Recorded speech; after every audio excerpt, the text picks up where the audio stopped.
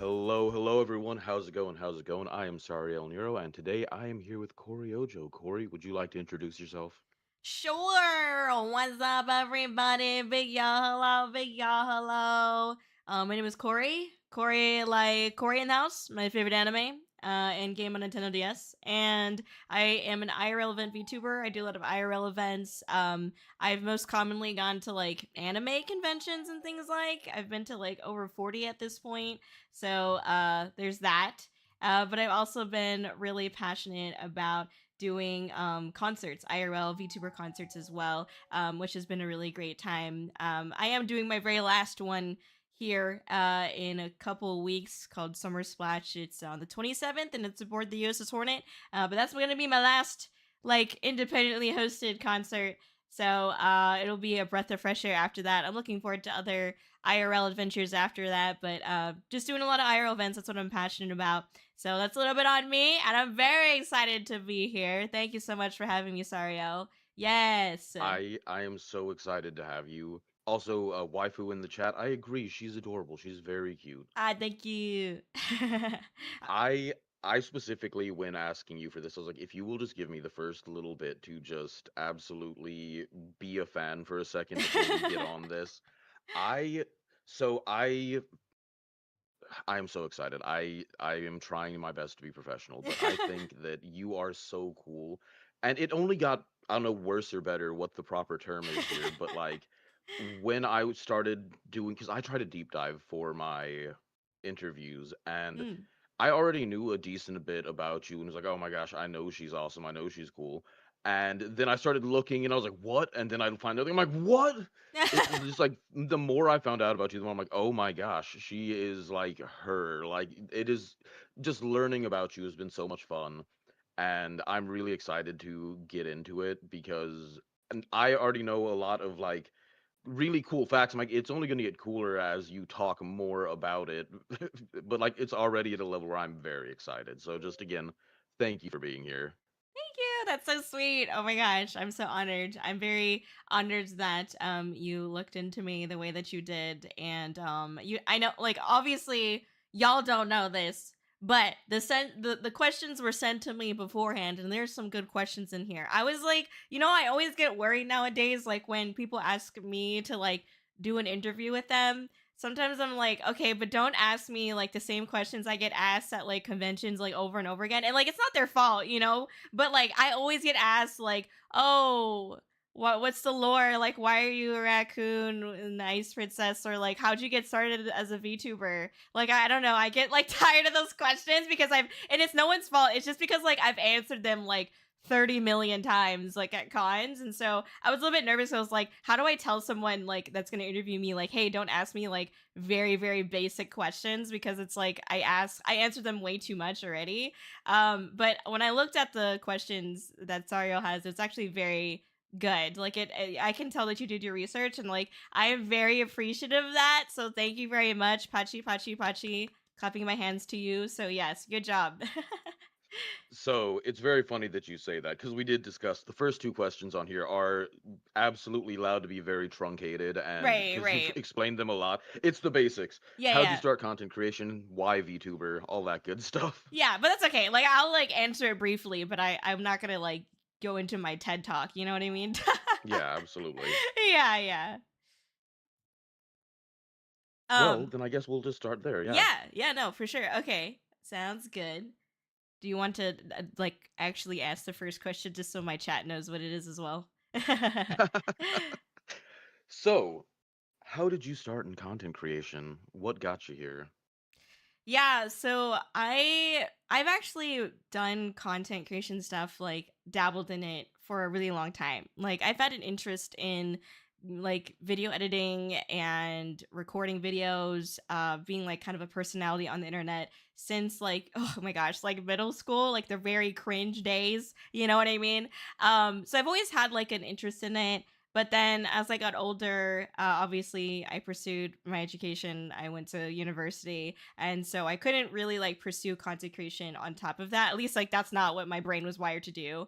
I had been part of like some other communities before this, such as like the cosplay community, which is what I was like really into like in university. And while I was in the cosplay community, I really loved like being able to dress up as a character. I wasn't like a hardcore like I wasn't into like LARPing or anything like that, like live action role playing. Like I not that there's anything against that, but like I wasn't into that personally. But I just like to work on cosplay, take pictures or like little short videos, like kind of in character, posing in a character. So like I really enjoyed that aspect of cosplay and stuff. And then when I found out about VTubing, which was actually like through my friend, we like sat down and had lunch together on just some random day, and she just like threw this like slide deck PowerPoint presentation on the freaking table and was like, "Hey, Kōri, you need to learn about VTubers right now." And I was like, "Oh, okay, sure." And so she just like went through her 50 slides of of deep diving on Hololive and all that good VTuber juice. And then she was like, "I'm telling you about this because I think you'd be really good at it." And I was like, "Oh, okay, bet." And so like a week from there, I had like my character figured out, and then a month from there, I was debuting as a VTuber. So it was very much like I just kind of like dove into it, and I didn't know anything about it beforehand, unlike some other people. But I got started in it again because I really wanted to have like a place to be able to post like the creative projects that I did, to have a platform for it basically, because I like worked on music and stuff like that before I was a VTuber. And obviously I had some experience like with content creation in my cosplay days. But I don't know, I just didn't have like any platform for it. And I also was like, wanting to find a place to post those things. So I was like, okay, let's just like try VTubing basically. And so that's how I got into it. I'd say like what really made me want to stay in content creation and in VTubing is the community, as corny as it may sound. I just found like making a place where people can feel like they belong is like one of the best feelings that I could ever feel. And so I love that about VTubing and content creation, just like our little pockets on the internet where we can feel like we can be ourselves. So yeah, that's what how I got started, and that's why I'm still in content creation. So yeah. That's awesome. I can really respect that. Sort of Yee. along the same vein of that is what got you into singing? Where did you start as far as singing goes? Oh my gosh. So I was really interested in singing since like a young age. I listened to a lot of different music. It was like kind of this thing where like I really wanted to like know all of the top songs in like all of the genres of music. So like in like middle and high school, like the second that I got like my little grumpy paws on like an iPod, I was like trying to look at like what were like the top songs in each of the genres, and like I would try to listen to them and memorize them because I wanted to feel like I was semi well versed in like different genres and categories of music. And I think from there, like I just continued to grow my interest in singing and music production and things like that. When I was in I think it was high school when it started. I started doing like a cappella, which is kind of like choir basically. And so 'cause that's basically where I started, was just like, you know, practicing there as a part of a choir in school. And I also like did a little bit of theater as well, so I was like in a musical.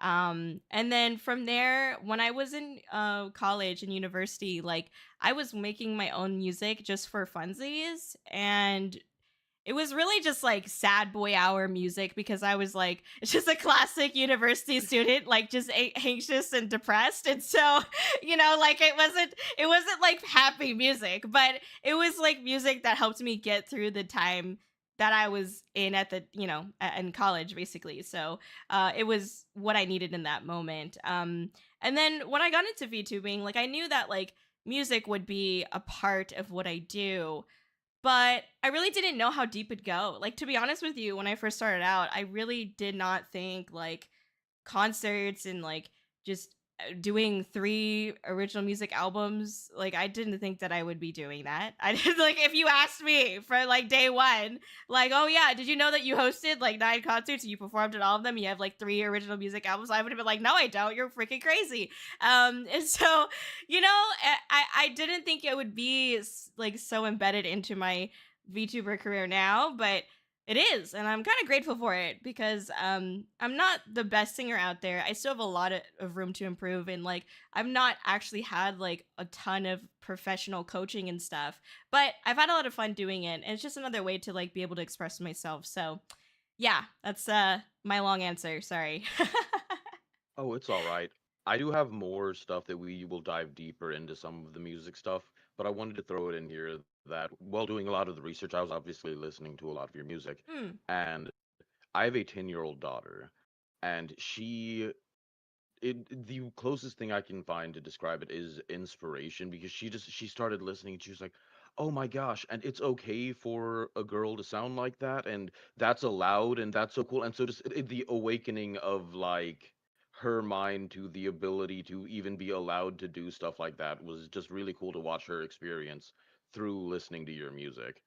Oh, that's so sweet. Was she referring to kind of like the metal growling, or? Yes, That's yes, fair. that was but just we listened to a bunch of I sat down and listened to, which I also appreciate that there's a lot of it that I can sit down with my kids and be like, yeah, it's totally fine, go ahead, listen. Yeah. But the fact that she was like, that's allowed, that's so much fun, that's so cool. And so she was super into it. That's so sweet. I love that. Yeah. I honestly again, like I did not think I'd be here metal growling into a mic for my music. But I think in the last couple years, like I don't know why, but I just really wanted to learn how to do it. And like I had basically been practicing like almost every day because you can't like do it for a long time, like metal growling, because it could damage your vocal cords. So you have to like, Yeah, really pace yourself with it. So, I've gotten better at it, but I know that I can continue to improve for sure. But it's very nice to like hear that because I've never thought of it that way. Like oh, like another like a child or like a kid just like being able to listen to the music and be like, oh yeah, that's okay. Like yes, of course that's okay. Just like this is our voice. It's okay to use it this way. Like oh, that's so nice to hear. So thank you for sharing that. absolutely. So on the same vein of your music, I had to bring it up. You did a Your Idol cover. And that's actually how I found you, was Cynical posted about it, and I went and listened to it, and that just like set a weird like gotta catch 'em all in my head because I interviewed Raven and Sin, and I was like, I want to interview everybody who had anything to do with this. It was so cool. I hadn't heard that song before. I still haven't watched K-pop Demon Hunter, Mm, and me either. thank you. Yeah. Everyone's like, "What? That's so weird." I'm like, No, "I it's don't know. okay. No, The songs are cool, but." yeah, I'm right here with you. Don't worry. But so that set, like, what that song sounds like in my head, because that was the first time I'd ever even heard the song. And Mm. so now, like, listening to the original version, I'm like, no, that's not right because it's not Corey and Sin and Tammy and all that. So, like, that just to me is amazing. So this is literally just like a dream come true for me, just specifically on that part, because like I want to collect you all and have gotten to talk to you and talk about that. What was the experience of working on that cover like for you? Yeah, that's a great question. So it was my first ever cover. And like it was a little bit nerve-wracking for me because like I've never done one before. But Raven was the one that had reached out to me and asked me if I'd like to join in. And I was like, I mean, yes, of course. So I remember specifically telling them like I'm not used to doing covers, and I'm also not used to singing in another language. And so I specifically asked for the parts that were like English only or as much as English as possible because I didn't want to like butcher it, which I was very lucky that they were willing to like work with me on that.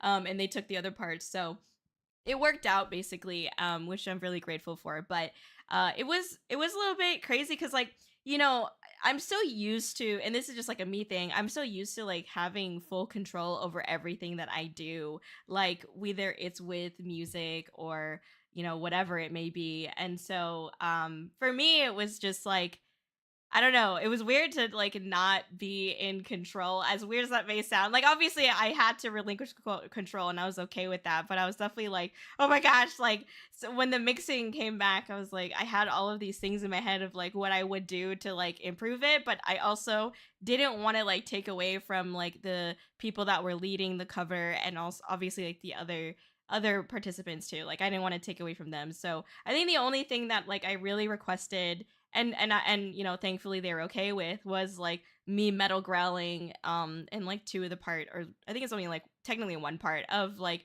where I'm singing. So I'm really grateful they let me do that, because technically it's like in the original it's not in there. um Yeah. but like I'm very happy that I got to do that for sure. And I don't know, it was a really empowering experience, you know, because we got to sing this song together, and then just to hear it all come together, like the harmonies and all of our voices, you know, blending into the song. It's a really like cool and empowering thing. So it was really nice to see to come together, to see all that come together, and like just such an honor to be a part of. But definitely a little bit nerve wracking, because I was like, oh my god, I don't want to like bring anyone down. Like, I don't know, like I don't want to be a burden to anyone. So I was very much like trying to make myself, you know, small, and obviously also like not a problem child. So so yeah, but it was really nice. Like everyone was really sweet. So yeah, it was a good experience. It's fascinating for me to hear somebody like you say that, because I that's something I experience a lot too, where anytime I'm doing something with anyone else, I'm like, that is a different level of like, if I fuck up my own song, sorry, I don't know how you are about swearing, but it's fine in Oh this yeah, no, space, it's go okay. for Yeah. it. But No, yeah, yeah, but same. if I mess up a song on my own, that's on me. But if I'm doing Right. something with somebody and it brings them down, I'm gonna feel 20 times worse about it. Exactly. Yeah, me too. Yeah, same here. So, but everyone was really sweet, so it was chill. And it was really nice, and it made me like feel like, oh, I guess it gave me a sense of belonging. Because I've never been invited to like. I haven't really, since then I wasn't really like up, oh sorry, up until that point I had never been invited to a cover song, obviously, and I never done a cover song. And so I was like not really sure, like, you know, do I belong in the cover song space? I don't know. And so being invited to that and doing that project gave me a little bit more like courage and confidence to like continue pursuing that kind of stuff. So yeah, I'm really glad that I got to do it. So yeah. That does touch on something I noticed. When I was doing a lot of research, I realized that you didn't have a lot of covers out. You have amazing original music. And I was looking, I was like, what about covers? And there wasn't a whole lot. And I'm used to seeing that, like, that's where VTubers start, is like they do their covers first and then they move into more original stuff. As Yeah. atypical, obviously, there's people who break that mold. But so seeing that you had way more original music than you do covers was really interesting while I was doing the research. Thank you. Yeah, I think for me, when I was getting into VTubing, like, okay, so when I did my first song, it was really just like a silly like rap song, and I was like, just gonna be for fun, for funsies, basically. And like the reason why I decided to do original music was ultimately because the like legal stuff behind like cover songs, I was just like, I don't want to like even Yes. think about it, you know, because like actually a lot of people don't really know. Like I don't feel like as many VTubers, like there should be more VTubers that actually look into like how to post and produce like a cover song, because I think I see a lot of VTubers not following certain like laws and like they could get in trouble for that. And so once I found out like how badly you could get in trouble for something with a cover song, I was like, you know what?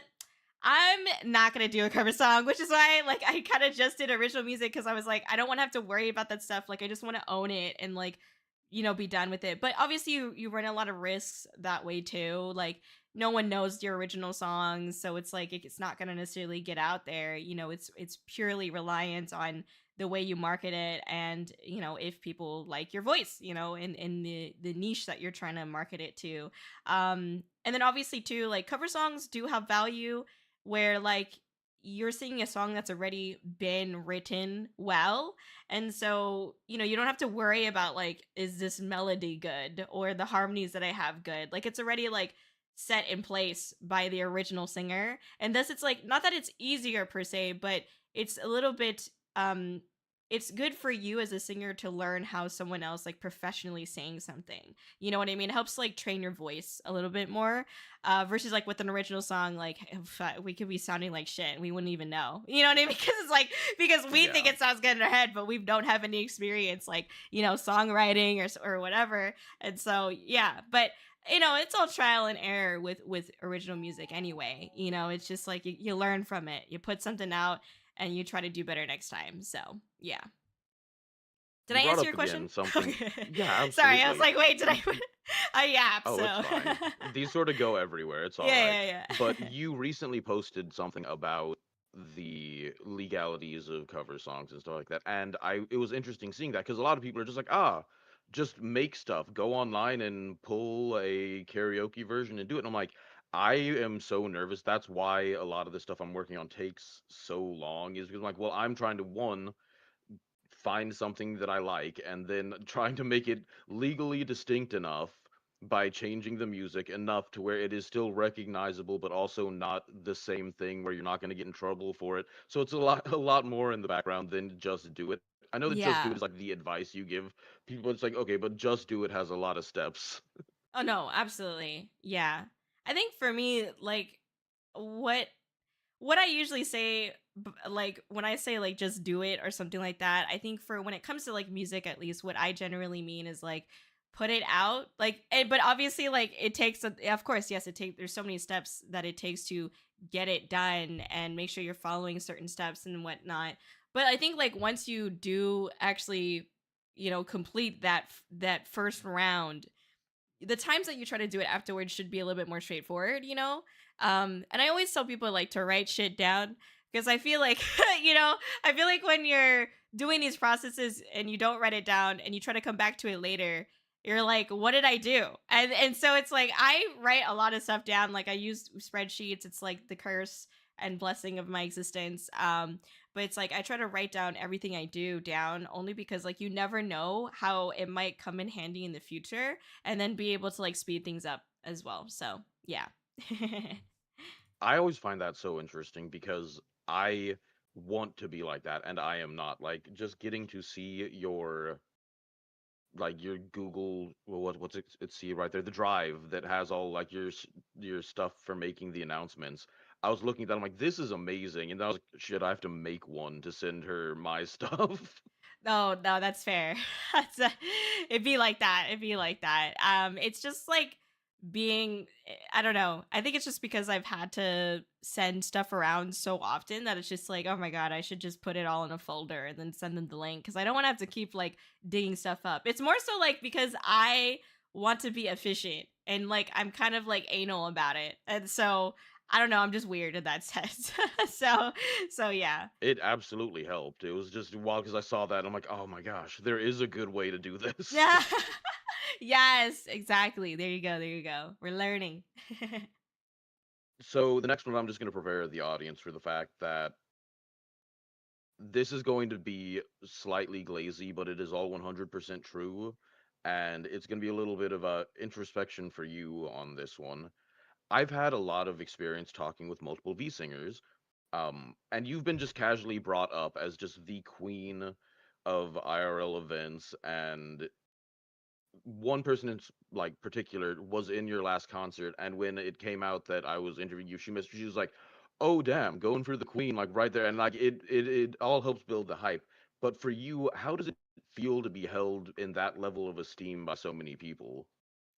Wow, that's so sweet. Oh, I love that. That means a lot to me and I really appreciate them. I mean, I always try to make an effort on oh snap. What just happened? Where did you go?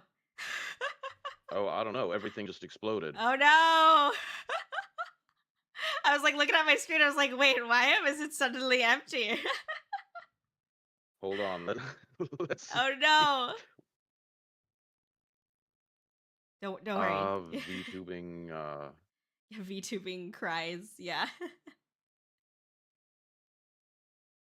We're doing it. So, well, Yeah. everyone can still hear you. So, while we're Okay, setting up, is there let anything me you want to just say to everyone? yeah, no, no, no.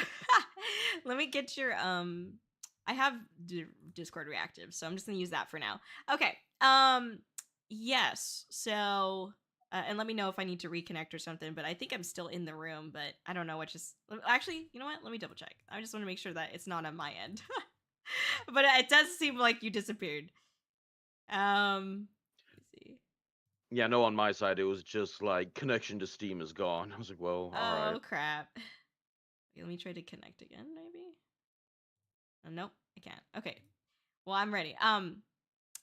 So for me, like I do make it a big point to try and thank like everyone who joins because I know that like counter like devil's advocate counter argument that I've gotten with my events and concerts and whatnot, and it's totally valid and fair, but some people feel like, oh, Corey uses the concerts and uses everybody else as a way to, push herself out and stuff like that and try to get more followers herself. So I've gotten like, the classic haters gonna hate type thing. And the thing is, right, is that it's an event, right? And like what I'm actually promoting is the event. If I wanted to promote myself, I would put like my freaking face on like every single thing that I, I post about it. But like that's not what I do because I'm not promoting me per se. I'm promoting an event. But I understand that that doesn't always like come across clearly to some people who like, don't quite understand like event organization and stuff like that. Oh no, wait, Sario doesn't have any audio on their side. Oh no. Oh no, wait, can you hear me? Oh no, I don't know. That's just what I read in the I can chat. hear you. No, I can hear you. Yes. Oh no, it's okay.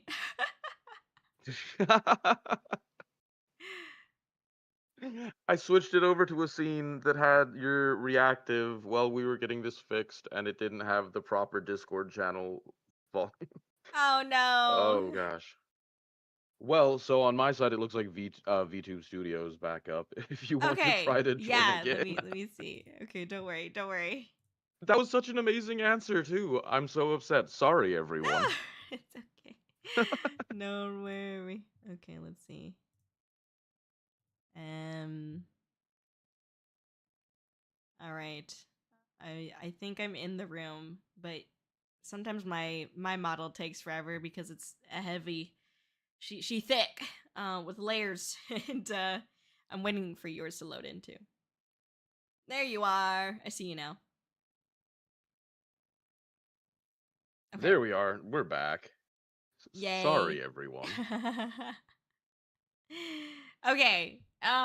Well, I can kind of restart my answer and I'll TLDR it a little bit. I'm so No, I'm it's so sorry. no, you don't have to apologize. It's not your fault. It's freaking technology. Technology. But yeah, so sometimes like I've had people, haters gonna hate. Am I right? I'm just kidding. But people have said that like, oh, Corey just uses her events as like a way to like put herself out there and to boost herself. And like I can understand why people say that, especially because like there is no other independent VTuber who is doing IRL events the way that I am. I can confidently say that after doing this for, almost 2 years now.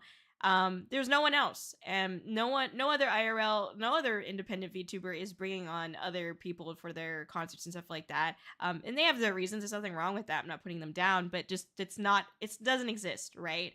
And so there is no blueprint, and it's not normalized, and so it's so easy for people on the internet and like VTuber Twitter. We'll just be honest about it. For people on Twitter to be like, oh, this person has nefarious intent, because that's Twitter. It's just everybody arguing with each other. So I understand that it's easier to view another person through a negative lens than a positive one, or of one that comes from a place of understanding. And it's also really hard to view things from the lens of being an event organizer, because ultimately that's all I was doing. I wasn't doing things necessarily like to boost myself. It was like I was boosting an event. You know what I mean? Like if I wanted to boost myself, I put my freaking face on every single like promotional thing that I put out for the concert, right? And like in a way, yeah, my face comes up a lot, but I'm hosting the damn thing. You know what I mean? So I have images and collateral that I created that is meant to promote the event, but for every single person, every VTuber that joins, I very much do try to like express my appreciation because I know that it can be such like a uh it could be a jarring thing to join somebody else's event, right? Because like there are things to consider. Like, is this event gonna end up getting canceled in some way? Like, is the event organizer going to get in trouble and then canceled, and then now I am associated by that by proxy? That exists, right?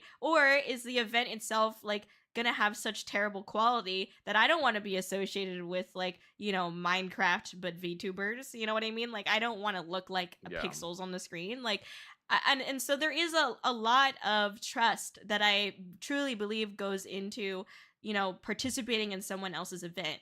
And so for me, I do take that very seriously. And may not seem like it to some people who don't like me, but I do take it really seriously because I absolutely do appreciate it. And so I do my best to show my appreciation. Like, I make all the postcards for every single person that joins in so they can post about it, not to boost myself, but to promote their appearance in this event. Like that's the reason behind it. And I try to include as many people as I can. I include people who don't have a ton of experience. I include people who maybe do have a lot of experience. Like, my goal with it was just to have an array of VTubers join in and have fun. The biggest thing was just to have fun and do something different and be a part of like an a IRL event. That was like always my goal. And so I'm always really, really glad and honored when people feel like that was taken to in their heart, that they saw that. Because some people don't, despite how hard I feel like I try, and I could always try harder, of course, but so like, when I hear that people hold me in such like regard, it definitely is such a amazing feeling to feel like I did something positive in this community, because we both know there's enough negativity here, and like we just don't need more, and it was never my intent to put out negative stuff. And so I'm always really excited to hear that. But it's a little bit bittersweet too, because like I really wished that this is just me being transparent and nothing to do with the V singers, of course, but I really wished that I had more support like for the concerts and stuff like that. And that word support means a lot of different things for me. But I think one of those things would have been like, people actually watching it live and whatnot, right? Because obviously, like, sponsors and things, like, they look at CCV, and even I look at CCV. Now it's not all about the numbers, but unfortunately, like, you kind of have to face those analytics if you're deciding, do I want Yeah, to do this again? absolutely. Yeah, yeah. And so it sucks. It's definitely been a weird thing, because I really appreciate people holding me in such high regard, and I'm honored. I'm grateful. But I also feel like, despite being told like Corey's made an impact on the industry, I feel like I'm living in an industry that doesn't give a shit about the person that made that impact, which is me. Which is a very like maybe rude thing to say, but that is genuinely how I feel sometimes, where I feel like I worked really hard for nothing, essentially, and like that I don't matter. I've definitely struggled with trying to find like my place in this community and like as a VTuber, essentially. So yeah. Anyway, long-winded answer, but that's my true feelings on it. Yeah.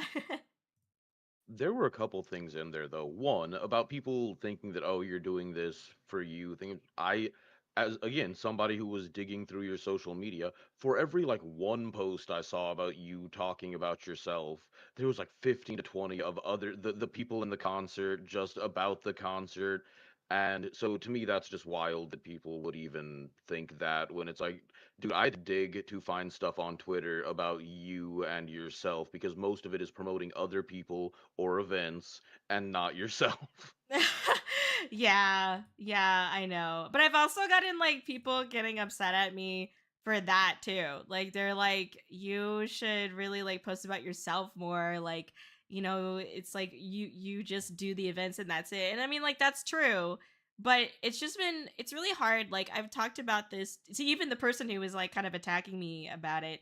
I told them like, it's kind of like I mean, I'm an introvert at heart, and I can have moments where I don't feel good about myself. You know what I mean? I have moments where I don't want to talk to people. I don't want to like, deal with the world. And so I can sometimes be a very like non-social person, and like I just don't like using social media generally speaking. Like I just would rather live my life and go have some fresh air, not be arguing with people on Twitter. And so for me it's like I honestly, yeah, I posted a lot about the events because I felt obligated to, and like that was a lot of what I was doing. Like I was an IRL event VTuber, and I still am in a sense, right? And so it's like, yes, of course, that is me though. Like that's the path that I chose, and that again, that's the problem with like what I did with my journey. Maybe not the problem with the challenge, right? Like I genuinely carved a path out for myself as a IRL event VTuber. No one else was doing what I was doing, and no one else does what I do. And like because of that, and that's not to gloat. It's literally it was a challenge. Like it's a bad thing for me because it was so there was no blueprint. Like there's no like way to really know if what I was doing was right or wrong. You know what I mean? It was just like I always had to put my best foot forward and hope that like I was doing something okay or right, and I wasn't hurting anybody by doing it. And it is really stressful, and it's a really weird thing to have to do, is like carve your own path out and try to like follow that without much like prior direction. So it's been a time. Basically it's been a time, yeah. It is interesting to hear that. And again, I hope you don't think this is in any bad way, but it feels like that ties to what you were talking about with the your idol thing, of you not exactly feeling like you had your place in the community.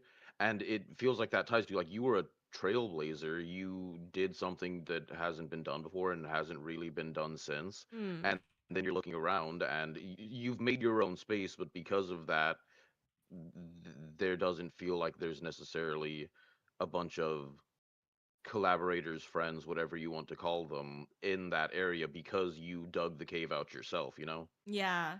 No, exactly. Yeah. It's a weird thing. And then I also had people like I couldn't always and this sounds maybe really, I don't know, rude of me or maybe like cynical, but like I just sometimes I couldn't tell what people's intentions were. And like I'm not trying to like gloat as a person or as put myself above others, but sometimes like I couldn't tell if people were just trying to get close to me because they wanted to be in the concerts and they wanted to do something like with that. I have noticed that, and like I've noticed it more lately because I've realized like I've actually been able to pinpoint some of those red flags instead of just like ignoring them or thinking that like they genuinely want to be my friend. Like that's like the kind of shit I would think before, is like, oh, they actually like care about me and they want to be my friend. Okay, like let me like bend over backwards for you. But then like to not get that reciprocated in some ways, like not even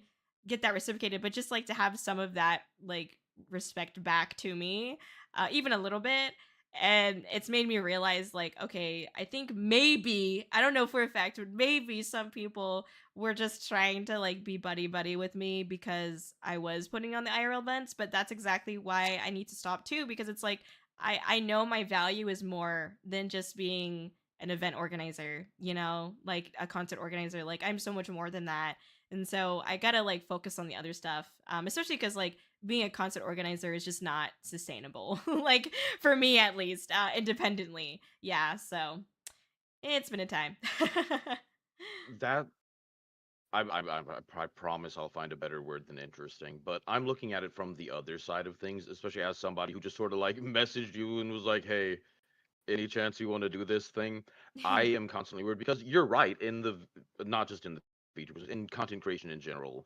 There, not all, but there are a lot of very opportunistic people, and I always were like, I really just want to talk to you because you're cool, and I never want anyone to feel like I'm like, ha ha ha, this person could help me out in some way. And so that is a concern on my side of trying to like do everything I can to come across as genuine as possible, which makes things sound awkward sometimes. Like when you're trying to force being genuine when you are being genuine, but you're trying to Mm. make sure that that's like really there. It Yeah. it it sometimes comes off weird and forced because it is, but you're not trying to be. It's a whole thing, but I get where you're coming from. I recently had I'll say a mini crash. It was like, guys, it is okay if you don't want to be friends.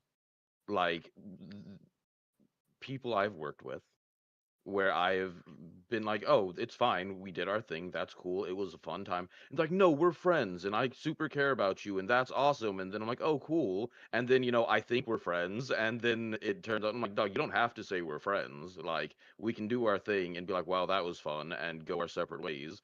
But when you say we're friends, then I'm going to think we're friends because stupid me, I guess. Oh my gosh. And then when the friendship isn't there, it's like, oh, well, shit, you didn't have to say we were friends if we weren't. That wasn't part of the deal. Yeah. No, I get you. Honestly, something I learned very early on in my VTubing career is that the word friends, I don't take that lightly. Like I have to be very careful with who I throw that word around with because like everyone has their own definition of friend, and like we should respect Yeah. that. But then I think a lot of people in the VTubing community like I don't know. Maybe it's just generally speaking in any community. It's like you say the word friend and then it's just like everything starts to get a little bit muddy sometimes. At least that's what Yeah, I absolutely. experienced. Yeah. So I'm very careful with that word as well because I don't want to like lead someone on or I don't want to like, make create like false expectations for each other. Like, because I know some people are like, oh, friend means I message you every single day. And I'm like, I'm sorry, but my definition of friendship is not that. Like, I can't message you every single day, and if and then they like start to hate me because I'm not messaging back and it's like, well, I didn't know. I didn't. That's not how I operate. Yeah. And so I totally get that. And yeah, I don't think we have to like force being friends with each other. Like, it's okay that hey, our paths crossed like this time, and like it might cross again in the future, and just like keep things cordial and and that's great. But I also see a lot of YouTubers like you cross paths with them and then they're just so quick to like burn bridges. You know what I mean? Which I always Yeah, find so absolutely. strange too. I'm like, well, like we don't even really know each other. And you're just like, you want to just completely say, fuck this essentially, which is so weird to me. But anyways, yeah. I think the skill of keeping things neutral has quickly gone away. It's like, I don't have to hate you. We also don't have to be best friends. It can just be that we are coexisting people sometimes. Yes, exactly. Exactly. I mean, we're all working hard and we're all content creators at the end of the day. Like, I kind of see most of the time, I just see kind of like other VTubers as like coworkers or like colleagues, and then like Yep. yeah, and then like Yep. okay, if we talk more and if it makes sense, if we both feel comfortable with it, then okay, we can be friends. But like we're coworkers, so that, streamer to streamer relationship. You know what I mean? So yeah, That is such a perfect way to describe because it's like I am at my actual job. It's like we can be coworkers. I'm not against friendship, but I'm also not expecting every person I talk to immediately become bestie? yeah, exactly. So, completely off the topic of all of that, but just one of the most fascinating things that I found while researching for this, I happened to see that, you were the first independent VTuber to collaborate with an American baseball team. And I just stared at the screen for a while because I was at work just being like, I've finished my work. I'm going to do a little bit of digging. And I just sat there and I was like, what? So that's amazing, but like you have to tell me a little bit about that. I'm sure you've talked about it, but that's insane and I want to know more. No, absolutely. Yeah. I mean, I haven't talked about it in a while, so you caught me at a good time, don't worry.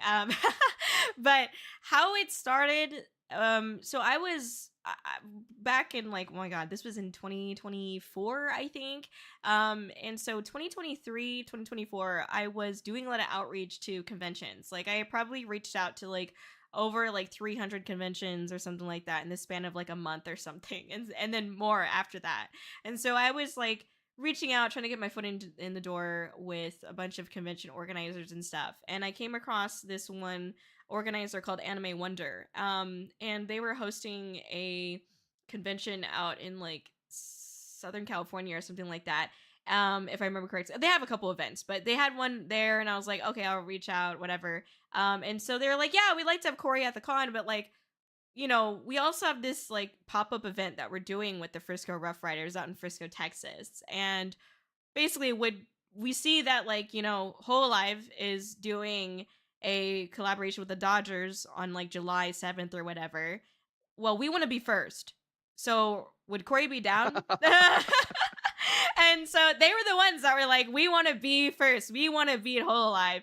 And so I was like, I mean, hell yeah, I'm down. So I think it was on June 29th, I think, of 2024. It was literally a week before the Whole Alive Dodgers game.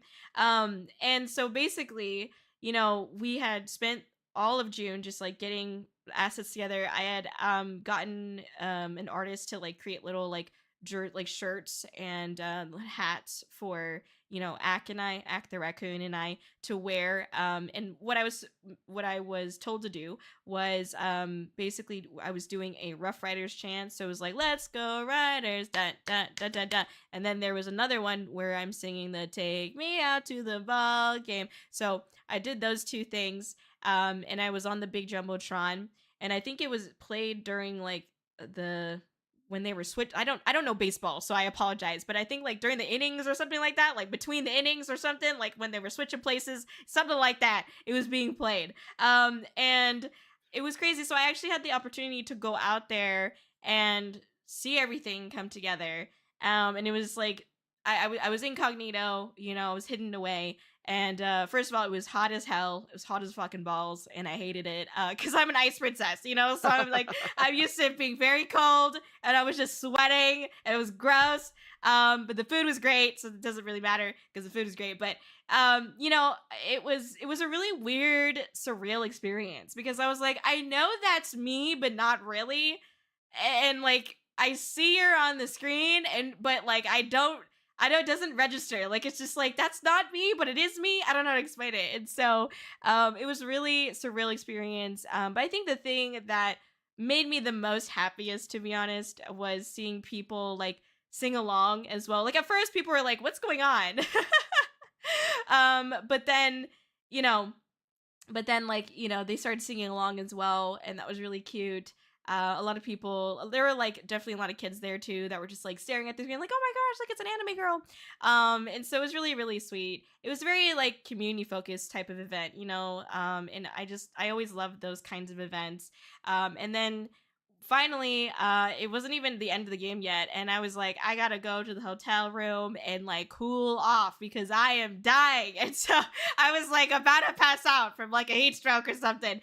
And so went back to the hotel room, and my like Discord community, they had they found a way to like stream the game because they were trying to find me. They were trying to watch it too, but unfortunately they couldn't really watch it because there was like ads on like the streaming platform Yeah. or whatever.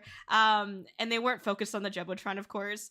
But it was really sweet to like be able to go on there, and like my whole Discord community was chatting in there and just like, oh, Kari, like, wow, that's so cool. And so like I got to talk to them about it, like and it was just so sweet. It was just nice to see like my community come together for it as well. So it was really awesome, and I'm really glad that I got to do it. It was such an honor. But yeah, it's so crazy to be able to say that like I did something before Whole Alive did. But of course, it's not a competition with them because they already beat me, like, in many many in many categories if that's the case. But yeah, so I don't know. It was cool. So and by the way, Texas food, oh my god, so great. I mean, Texas barbecue is like literally, oh, it's so good. Like when I initially went there, I was like, oh, I'm sure like Texas barbecue is gonna be good, and like I could probably find it somewhere else. Not just in Texas, maybe somewhere near me. No, I was wrong. I was so wrong. Like Texas barbecue is only in Texas. Like it doesn't get better than that. And so it was delicious. So I definitely miss the food. I don't miss the heat though. so so yeah. That that's so cool. I just, like I said, I came across that while I was doing the research, and it was the moment of pause, being like, I've been seeing just a wave of cool shit that you've done. Like, oh yeah, and also by the way, this, and I was like, hold up, what? Yeah, That's thank it's you. just amazing. Thank you. It wouldn't have been possible without Anime Wonder. So I have to thank them as well. And obviously the Frisco Rough Riders. But yeah, it was really, really awesome to be able to say that I got to be a part of history in some way as a VTuber. That I don't know. There's not even anything else I can say. It's just it's so cool, and again, just like the accolade of it too. That is something you will always have. That is just I don't know. I think that's absolutely astounding. Thank you. Heck But yeah. on another just interesting thing that I've never seen before from you, you've made a couple really cool visual novels. I have played them in my free time because I busted into your stream one time when you were talking about them. And I was like, ooh. First, please tell everyone where they can find them. And second of all, how did you come up with that as an idea, as like a vector for the storytelling? Because again, that's just something I've never seen before. Yeah, thank you. And thank you for playing them. I really appreciate that. I know it's not an easy, like, you got to set aside some time to play them. So I appreciate it a lot. Thank you for checking it out. So the first question, you can find it on my website. It's free to play. You do have to download it. I promise it's not malware. It's not gonna, suddenly pop out of your desktop and steal all your snacks in the refrigerator. Maybe. Anyway, but yeah, the reason why I decided to do visual novels is because the main reason is because I actually really enjoyed reading visual novels like growing up, or playing them, I guess. Growing up I played a lot of like dating sim, like ultimate game type of things. And I can't write romance to save my life, by the way, even though I read a lot of it. Like I cannot write it. However, I just love the way that like visual novels can help us feel immersed into a story. So when I went to university, so I actually have a degree in English with an emphasis on creative writing. And so one of the things that I studied a lot was short story fiction writing. And so when I decided to become a VTuber, I was like, I want to implement, the fun things of my degree somehow, because I was using my, professional side of my degree for my actual career at the time. And so I was like, I gotta like do something fun with this, like find my passion in what I studied again. And so I decided, I was like, I've always wanted to make a visual novel game because I loved them growing up. And obviously, like, I had Corey, this character that I already kind of had the idea for the story of already. Like, I already had a base, lore that was like, a paragraph or whatever. And so I was like, why not just like try to actually formulate this into a novel? And the first game, as you had probably noticed already, it was actually a way for me to be able to also like hint and give lore and story behind the 2.0 model, which is not this one. It's the one before this one. But it was actually this like really elaborate scheme that I had to like promote this new, model for myself. And like, it's really cute. I love it. Honestly, I've decided to make a visual novel more so for myself than anything or anyone else. Like, I remember when I was making it, oh my god, I spent, I think for the first game, I think I spent like 200 or 300 hours just like on the program itself, like actually programming. I didn't do a whole lot, by the way, just like very basic coding. But like just on the program itself, I think it was like 2 or 300 hours that I spent just on that, not including like writing it or anything like that. And my gosh, I remember thinking to myself, I don't care if like not a single person ever plays this game. I'm just happy that I got to make it. Like, I'm just really happy that I get to say that I accomplished like a dream that I had when I was growing up, which was to be able to actually make my own visual novel game and to make something that like I would be proud of. And so it genuinely was just a passion project. And so then I posted it, and really, again, it's free to play. And then like more, like I think it was like a good like 6 to 8 people streamed themselves like playing the game, and even more after that point. But like I wasn't expecting anyone to like stream, like play it, let alone stream it. And so I got to like watch people's reactions to it. I got to like, see if they liked it or not, and pretty much everyone that played it, of course, they knew me. So they did enjoy it. They get the humor in it and stuff like that. And so it was really heartwarming and it made me feel so like accomplished because I got to do something that I dreamed of doing. And so that's ultimately why I chose, the kind of mechanism of a visual novel to tell Corey's lore. But I also know it's like kind of inconvenient because you have to like sit down and like play it for like at least 2 hours, depending on your reading speed. But it's so fun because it's like you get to actually interact like with the story. And I just love that. So I'm proud of it. But doing the second one, that was also it was less of a challenge because I was already used to like the program and the way that I had to write for a visual novel as well because I wasn't that experienced in writing that particular style until the second time. And that was to promote an outfit that I had for the new model, the 2.0 model. And again, like it's interesting because inadvertently I had written a story in both the first and the second visual novel games. I had written Corey's story to align very well with like my own story as a content creator. Like I kind of knew that going in, but I think I like very much like subconsciously just wrote all that shit in, not even realizing like how much it was like relating to my story as a content creator. And yeah, I mean, again, I posted it and people played it. I was surprised that people did play it because I wasn't expecting anyone to. But I'm very thankful that I have those out because I feel like it's allowed me to connect with people a bit more. And a lot of my music, my original music, is uh, like inspired by things that I wrote about in the lore. I mean, obviously, it's inspired by the lore, but I literally would like because I was more used to writing short stories and stuff like that, which a visual novel is kind of like a short story, but just it's structured a slightly different. I literally would like copy and paste like lines that I liked in the visual novel, and I would incorporate them into my lyrics for my original music. And so, it's very much like interwoven, the original music and the lore. So it's fun to be able to do that as well, to include it in like all facets of like the creative projects that I do, essentially, as much as I can, of course. But yeah, anyways, long-winded answer, but there you go. Thank you for asking.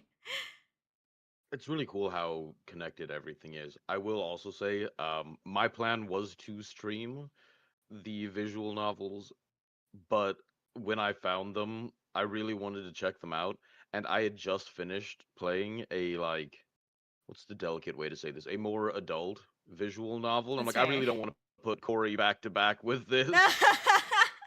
That's fair. That's fair. So I was like, maybe this will just be a private Nero thing. Like, Mhm.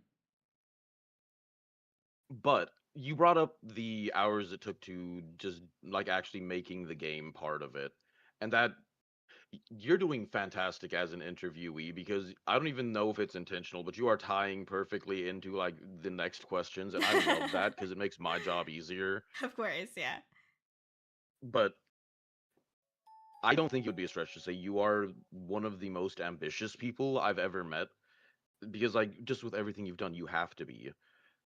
And that also puts a lot on your shoulders. When you ever get the chance, what do you like to do to just like slow down and take that weight off? Ooh, yeah. That's a good question. Yeah, I know, really, a really question for the time right now. Yeah. Honestly, gosh, I think ever since I unfortunately I was unfortunately laid off of my job, just because of the job market the way it is right now. Back in November, it's really just been nonstop for me. It's really been nonstop for a long time, even before then. But like, um, really like the last like 8 months or so, I haven't sat down and relaxed. So like to be so blunt and honest, and so I will be very blunt and say that I don't really know anymore what I do to like relax. I think for me, like food is my love language. So sometimes I just be eating to feel something.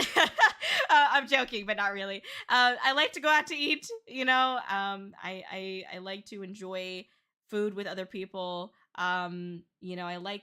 Most of the time I like cooking and baking for sure, but like I don't like having to deal with like the dishes afterwards sometimes. But I enjoy that too.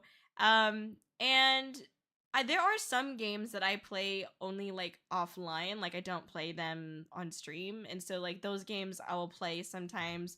But a lot of times, honestly, I don't feel like playing games anymore, like off stream. Like I don't know if you can relate to this, but like I don't know, Oh like yeah. Oh yeah, it's yeah. like you just spend so much time like streaming and playing games that you're just like, ah, I don't want to play it. Like I don't want to play games. I just want to like do something else. So I like to go on like night walks, like go out and just walk in like a cool night. It would be very nice. I enjoy that a lot. That helps me relax and like get some exercise and fresh air.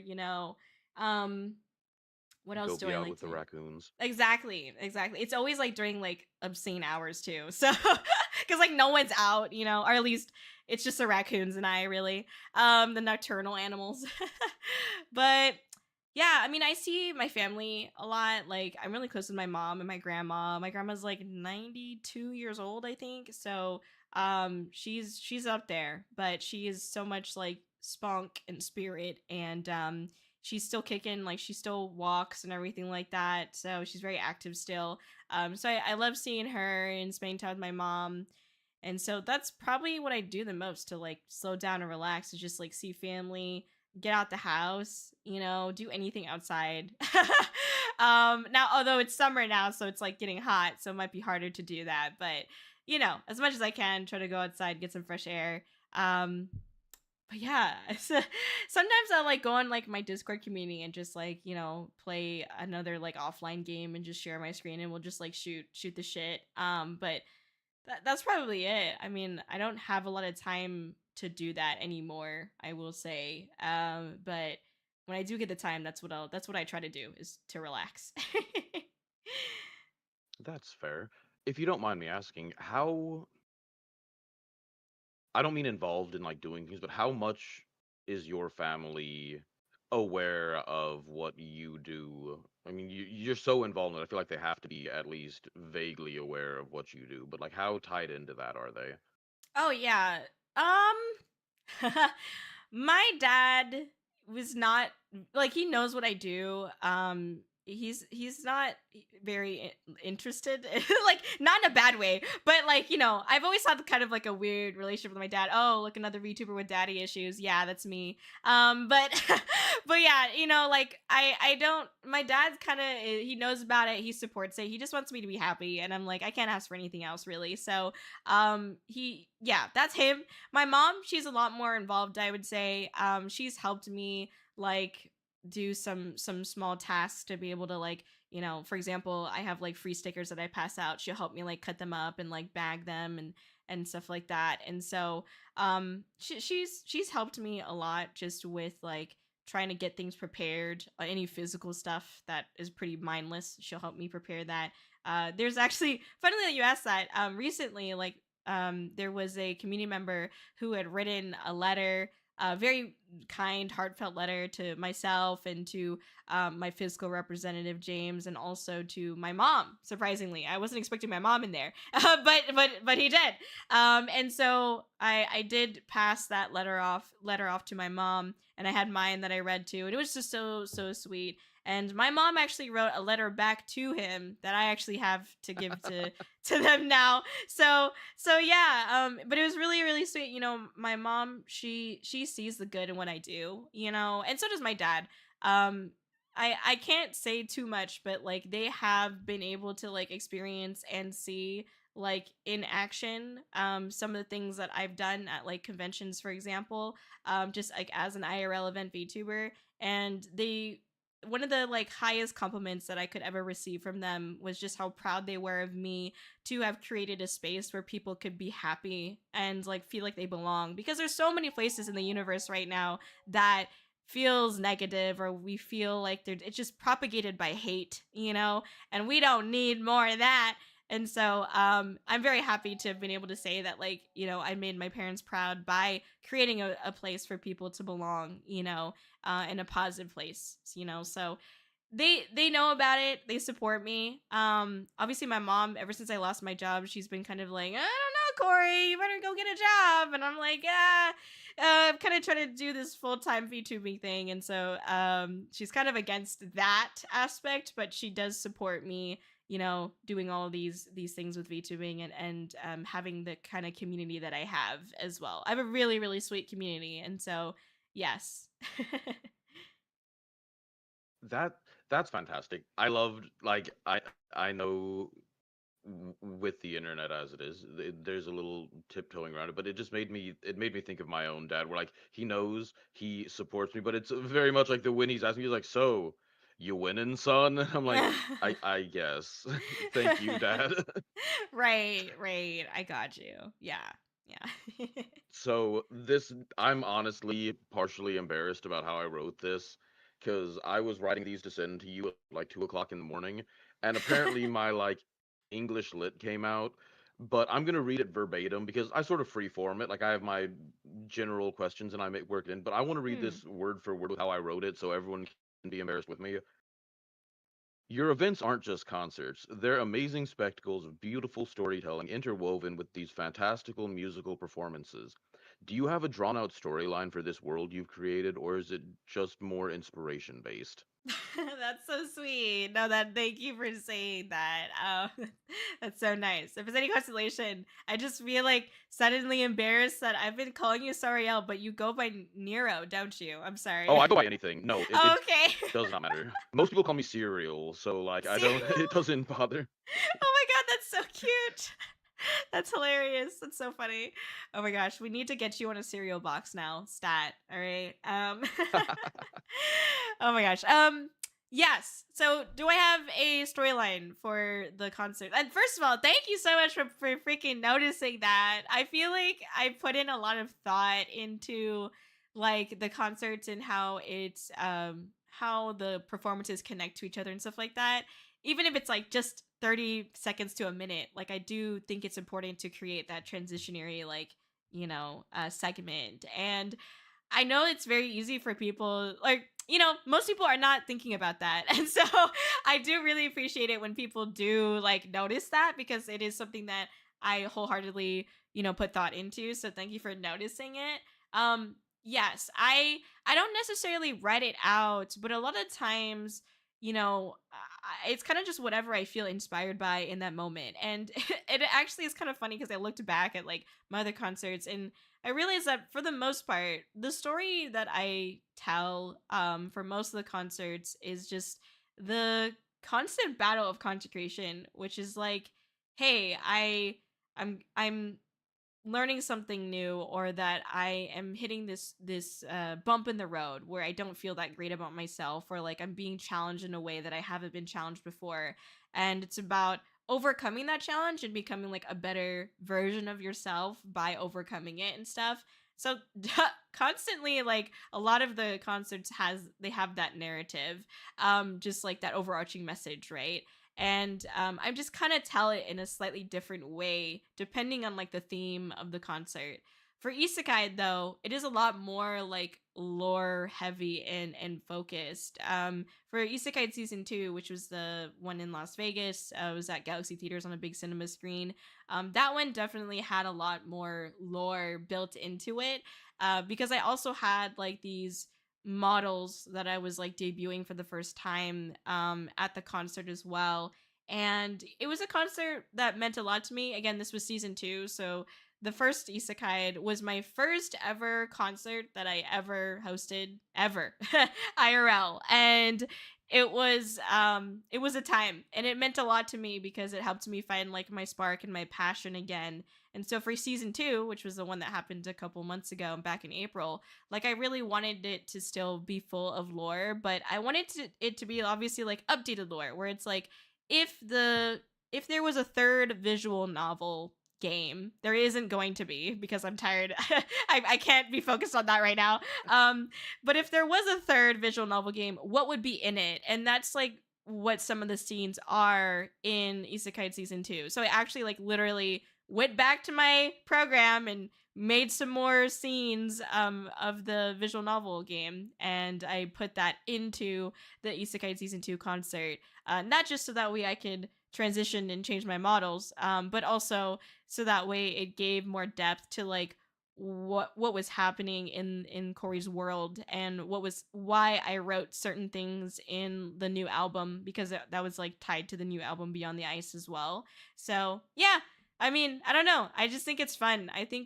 I've always been a fan of, Easter eggs in games. I've been a fan of just like little nuggets of information that just that are interwoven into different, you know um mediums. Like the best example that I can think of off the top of my head is like, like Doki Doki Literature Club. When that came out, there was like Easter eggs in the files itself. You just have to find them, or even on like the merch store page, the merch that they were selling had Easter eggs sort of too, like that, like hinted at things. Like, I don't know, I just thought that was really cool, right? It's like you're finding this like more and more lore, not just in the visual novels, but also like elsewhere. I've always just loved that about like media or franchises and stuff. And so like I wanted to do my own version of that if I could. And so I just kind of like interwoven that into the concerts as well, essentially. But it definitely is like something that I do try to have that overarching message of just like overcoming obstacles, becoming a better person, growing, being happy. Yeah. So finding your passions. There you go. Those are the top things that I try to talk about in my concerts. I think that just shows the ridiculous amount of creativity you have, and I think that is one of the most inspirational, but also just fantastic thing about you as a creator. I think it's so cool. Thank you. Speaking of your concerts, you have been in over 30 events. I believe it's over 40, but I undershot it for 30. Correct me on that. But events and conventions, what has that unique experience taught you about audience connection? Oh my gosh. Yes, you're right. It's 40. It's over 40 at this point, but honestly, like who's counting? Cuz I lost count. I tried. That's so fair. That's a great question. Also, I just wanted to say thank you to Crimson for gifting the subs. Oh my I was gosh, gonna say thank you. pause for a second. Yeah, thank you so much. Thank you everybody for coming in today. I do appreciate it. I apologize for not being super interactive with the chat. I'm very much into the interview by Sariel here, so thank you so much for your patience with me. But thank you, Crimson. W Crimson, yes, thank you so much for the gifted subs. Thank you for gifting to our community. We really appreciate it. Look at all these people with no ads and cool emotes now. Thank you, thank you, thank you, thank you, Crimson. W Crimson, thank you. Yes, thank you, thank you. Okay, a unique experience, or like that unique experience of connecting with people, in person. You know, I've had a lot of weird experiences, but I've also had way more positive ones for sure. I think there's something really special about like getting to meet someone as like IRL as you can as a VTuber and provide that unique experience. I've seen people like in the background of the webcam, in the distance, they'll be like pacing back and forth, like hyping themselves up to come and talk to me, because it's not every day that you like go up and talk to an anime girl on the screen, so I totally understand, like I totally get that, you know what I mean. But yeah, no, it's okay. The biggest challenge that I had initially, other than being like an introvert, of course, it was that, when I used to be in cosplay, I'd have these big ass cosplays. Like I had props that were like 60 pounds at least on my back, and they're massive and a whole experience. And I get to see people running up to me to talk to me. You know what I mean? And like I get to try to, from that distance between them running up to talk to me and me standing there, I can like those 30 seconds, I could be like, okay, formulate how I'm gonna talk to this person and be friendly and stuff like that. But when you're on a screen, and you just have the webcam, it's literally like no one's there. Oh, someone's right there in front of your face, and now you gotta talk to them.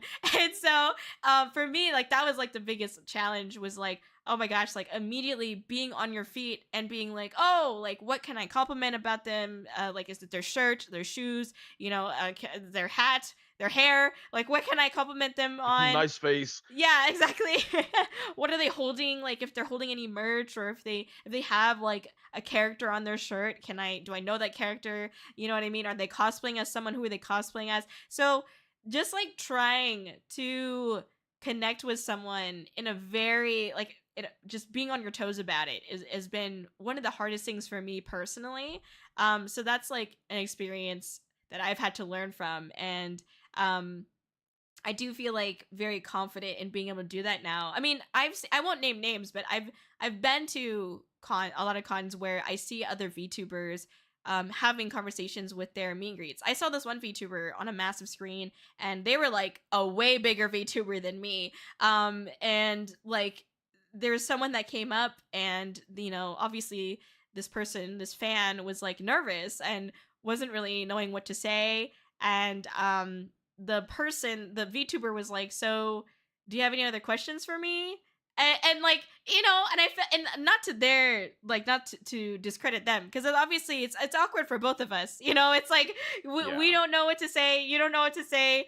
But I think it just goes to show, like, even with the bigger VTubers, like we all get uncomfortable.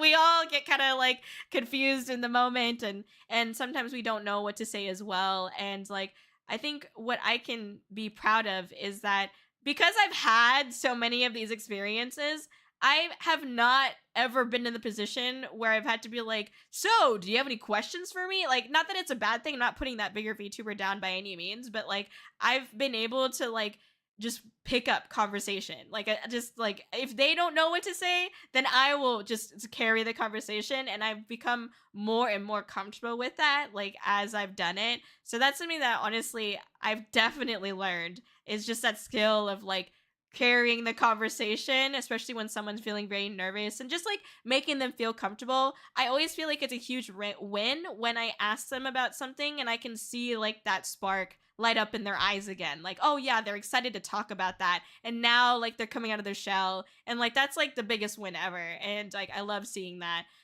So that's one of the things that's definitely a big thing that I've been taught with that.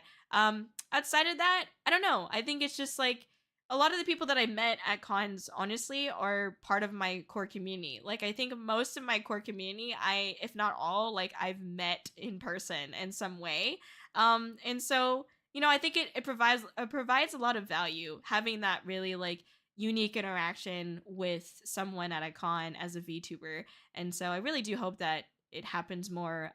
But also that other VTubers get like they get to grow that experience in carrying conversations when it has to happen, because hopefully we don't always have to, but like sometimes we do. And so then what do we do when we have to carry the conversation?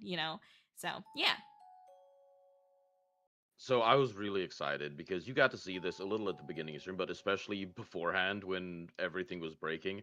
I just was like, you have to understand that, well, like this is going to be a very professional thing. Like I'm a huge fan, and so the first little bit of like getting on call with you and being like, oh my gosh, I even told us like you've never stood next to you before, like, and the fact that your experience in that really shines through even in just interactions like that, where you're just like, nah, man, I'm just a person. It's all good. We're here. We're chill.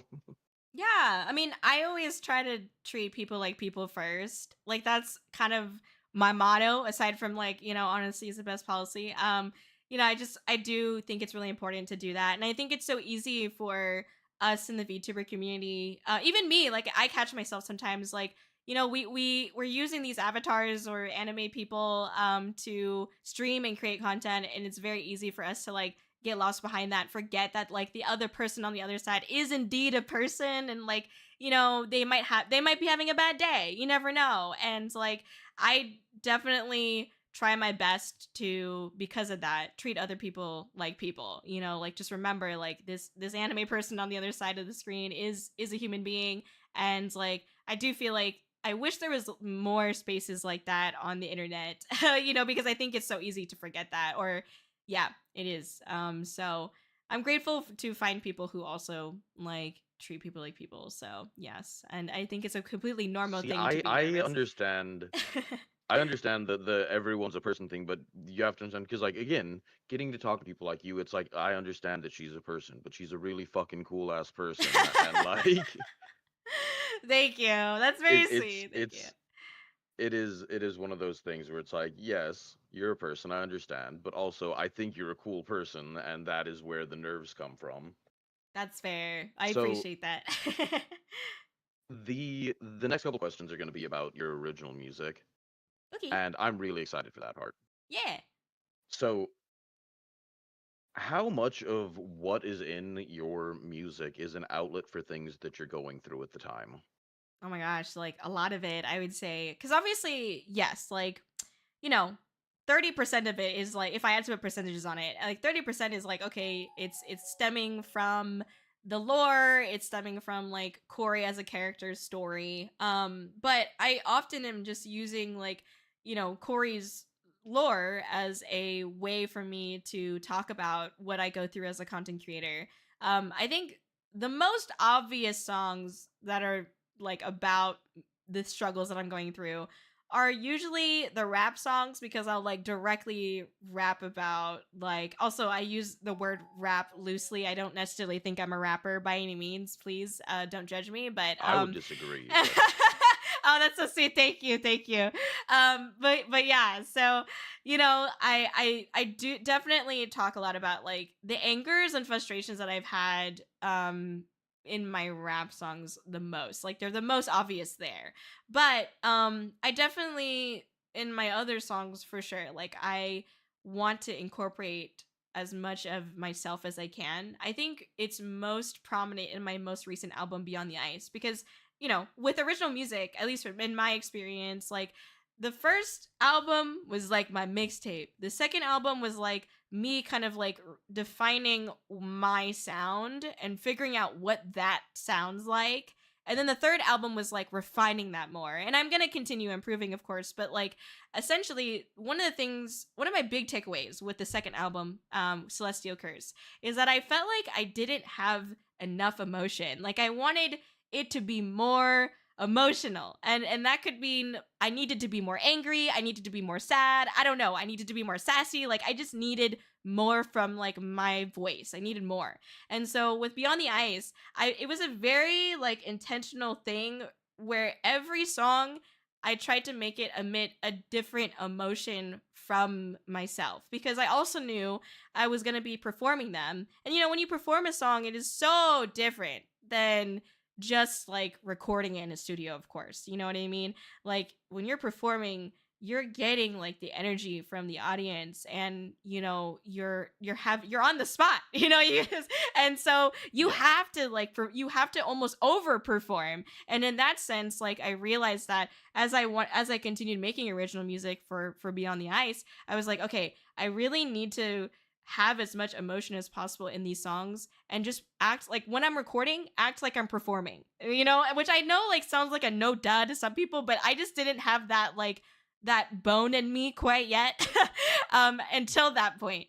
And so, with Beyond the Ice, like one of the songs on there, Freezing Point, I get really emotional, like sad when I sing that song specifically because that song was about, basically it's when you reach a freezing point. Another way to say it is like when you reach a point where you're basically your foot's off the cliff already. Like just you're about to end it. Like you're not happy. There's something going on. You're just like, I need to stop being a VTuber. That's basically like what it is. And for whatever reason, in I continuously, reach that point, unfortunately. But when I reach that point, I also find my hope again. And in the song Freezing Point, it talks about like, I can only find this thing when I'm at my freezing point. And that's literally me saying like I can only respark my passions and stuff like that when I feel like there's absolutely nothing else left. And it's like the shittiest thing ever because it's like you want to always have that passion and that love for what you're doing. You want to always have that. But you know unfortunately that's not the case for me, at least. Like I end up losing that. I get burnt out or whatever, and I reach that like final point and my foot's off the cliff. But I can see like there is something there for me to hang on to. So then I fall off, but I like climbing back up. You know what I mean? Just like that constant cycle. And so that's what Freezing Point's about. There's other songs in there as well too. That's like, passion, which is a lot more happier on the other side of it. Not being sad, but being happy. It's about like really, once you have that passion, to never let that go as much as you can, because obviously I'm over here falling apart sometimes. But once you have that passion, like chase it and like know that you can reach that and beyond. It's just that you got to put in the work. You have to be committed to that. You know what I mean? So Passion was a song about like my commitment to, working with myself to find that passion, to keep chasing that, and to do whatever fulfills my passions, essentially. So all of the songs on there's Antagonist, which was like my angry song. It's a song that I wrote because of like just people in the industry. I mean, I could talk about it now because I talked about it before already.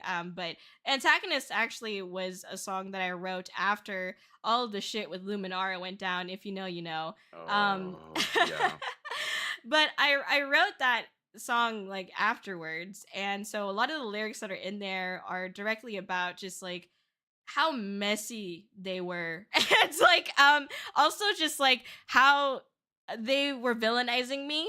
And like it's fucking the worst feeling ever for to feel, at least for me, to feel like everything I say is just being taken at this angle that I am the villain. Like I could say I appreciate you and they're like, "Oh no, she's just saying that cuz she wants something." Like that's what it felt like. It didn't matter what I said. Um Anything I said, it was just going to be, no, she's a bitch. She's the antagonist of our story. She's a villain. We hate her and cast her out. And so I wrote that song because I was angry about that. I mean, I was a lot of things. Obviously, I was sad too, but Antagonist was a song about me being angry, and like that's the emotion I was trying to pull out. And so 100%, like as much as I can, because I want to wring out as much emotion from myself as possible when I'm performing, I try to attach like a an experience or a certain feeling that I have towards something in the VTubing community or my content creation, my journey. I'll attach it to my music, so that way I can perform it better. At least that's how it works in my head. So yeah. That I understand where you're coming from, and it sort of bled into the next question, which was just, do you find that music is a different mode of expression than what is possible and acceptable in live streaming, or that like you just can't express while streaming? Yeah. Okay. Like definitely with like the rap songs, right? Cuz like I'll like be I never like say someone's name. I've like thought about it, but I've never said anyone's name when I'm like kind of doing like diss track of sorts, right? But I definitely talk about things that like make me upset, generally speaking, that like someone did to me or that's happening in the space. Like and I think when you say it or when you sing it or when you rap it, when you do it through song and music, it kind of lightens the blow a little bit, versus like when you're streaming. Oh my gosh, like people can just like take things like out of context and just like warp it so much, you know what I mean?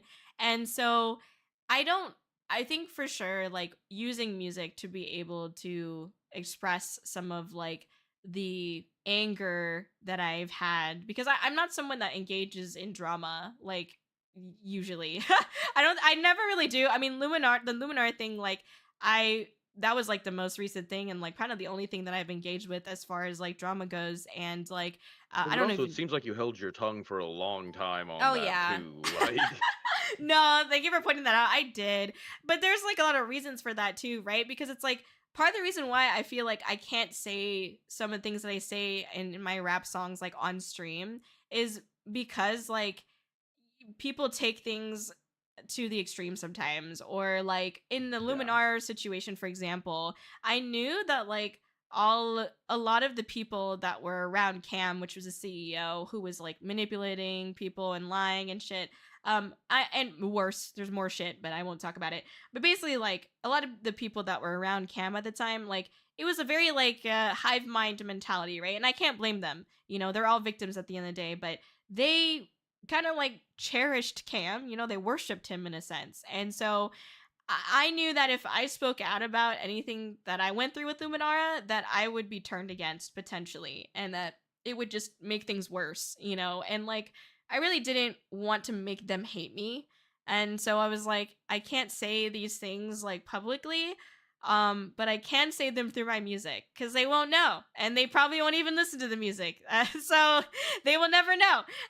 So yeah, I think with the music, it's allowed me to talk about shit that like I normally wouldn't be able to.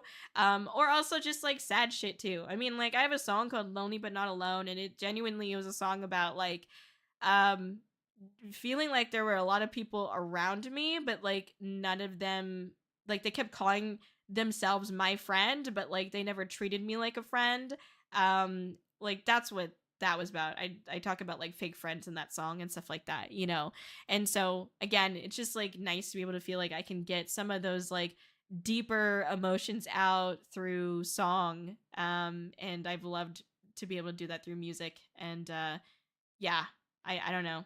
That's a, there you go. That's how I feel. Hope that answers it. Absolutely. I just think that's awesome. I think that it can be very almost therapeutic to be able to express yourself in more than one way. And like you were saying, there's a lot of stuff that I would be very happy to sing that I could put out there that isn't me just going off about it on stream. Yeah, exactly. So, still in the vein of music, but less on the emotional side, more of the just physical talent part. Your music is literally like everything. You have beautiful singing of all kinds, raps, the like growling. Is there anything that you feel like you are either uncomfortable, want to get better at, or just can't do when it comes to music that you're wanting to? Oh gosh. I don't know. You know, I'm pretty open. Like I definitely want to do more and I want to learn more for sure. I think my yes, like I can metal growl and stuff, but I am still very much an amateur at it in my opinion. You know, like I could definitely do better. And I want to like learn how to fry scream, but it's like I have been trying to and practicing it, but I just don't like the way it sounds. Like when I do it specifically. I don't know, just like I'm not built for it, I guess. And so I think that's something that I want to get better at is the metal screaming and whatnot. But I think outside of that, I don't know. I think I constantly go up and down with like my confidence levels in like my voice. You know, sometimes I'm like, oh yeah, that sounds good. And other times I'm like, I sound like shit, and I never want to sing again. So for me, it's kind of like I think now that I'm not going to be doing the concerts forever, and I'm also going to be able to like do cover songs and whatnot. It is something that I'm planning on doing is actually doing some cover songs. Like I want to branch out a little bit more in just like other genres of music and not just you know it's mostly been like rock metal, a little bit of EDM, and then a little bit of rap. But like I really wanted. I've honestly really. I mostly listen to like R&B music, but I don't sing like any R&B songs or anything like that. But I don't know if like my community would like that either. So it's kind of like I'll test the waters with like some cover songs type of thing, most likely. So yeah, I think that's like kind of like the next direction for me as far as like music and stuff. But as far as things that I can't do, I don't know. I think mostly like I just wanted to get better at like the fry scheming specifically, and just being more confident in my voice. So yeah. Hope that answers that. That's wild to me. I don't know. Again, I promise it isn't just like a glaze fest, but like as an outsider, your voice is amazing, and the idea that you have things that you don't like about it or that you want to get better when I'm over here like she's fucking amazing and like it's incredible. That's wild to me. Also, I love your growl because I used to be a screamer in a band, Mm. and so I have the scream, but I don't have the growl. And so I look at your growl and I'm like, that's so cool. I wish I could do that. Oh, thank you. That's so sweet. Thank you so much. I'm gonna have to reach out to you for some tips. that Oh, it just it blows me because that again falls into the question. The next question I was going to ask is just, did you ever have a point where like you weren't happy with your voice, or you got caught up like listening back to recordings and being like, no, that sucks, let's do it better. And just to hear you be like, oh, even now, like there's still times where I'm like, nope, hate it. Yeah. No, yeah, for sure. Honestly, when I released like my first album, which is kind of like the mixtape one, Interstellar Ice, I that was a really weird experience for me. So I had dumb intentions going into it. Like I saw amazing VTubers like Mori Calliope from Whole Alive. Like, she had, I think, recently around I that love time. her so much. Yes, I know, me too. Um at the time she had, I think, recently posted or debuted like a new album, and I was like, what, that's so cool. And like, it was like everyone's listening to it and excited about it. I'm excited about it too, and I'm like, man, I'd really like to do an album as well. And so she's part of the reason with the inspirations to why I decided to even do an album, is because I was like, oh, like it seems like this is what VTubers do. I was like, cool VTubers, they release original music and do albums, and so I want to do it too.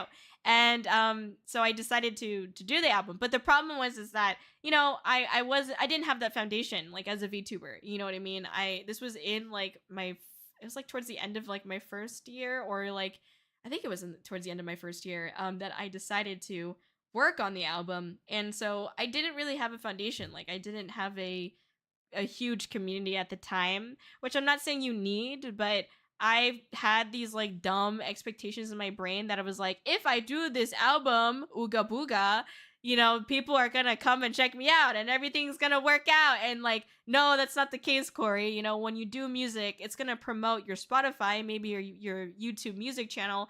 But outside of that, no, it does not directly impact the Twitch stream. You know what I mean? Because it's like, they don't really care about music. They're not watching because you do original music, at least not at the time, right?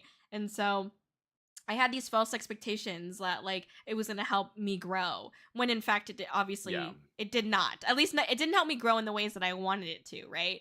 And so when I released it, there was that I realized, expectation versus reality. But also I had received just like, negative comments and stuff about it, and just like, oh, this is shit, and like VTubers should be making music, just shit like that. And it really like just shot me down quite a bit. I felt really, really bad about my voice. Like I stopped doing karaoke streams. Even like I not even for funsies. Like, yeah, I just stopped doing it altogether. I felt like I very much like lost my voice during that time because I felt so badly about like myself and about the music that had done. And it wasn't until like, I don't know, maybe like a year, almost a year later, when I decided to try to get back into music and to try to find my voice again. And that's when I released these two songs together. It's called Content and Lonely But Not Alone. I mentioned Lonely But Not Alone earlier. But Content was about like, I'm finally getting happy again with like my content. I'm finally getting happy with like the things that I'm putting out. I'm realizing things about myself. I'm growing as a person, and I'm happy again. And so finding strength in that. But then it also came out with the song Lonely But Not Alone, which was it's just piano and my voice. And obviously, like, that can be a really daunting thing. It's intimidating, because like you really gotta try to carry it with your voice in that sense. And but that song was so empowering for me because I felt like I had my voice again, and so that was a really important time of my life, or of my VTubing career, was finding my voice again, finding confidence in it again. And yeah, constantly it wanes. Even when I perform, I watch my performances back and I'm like, ew.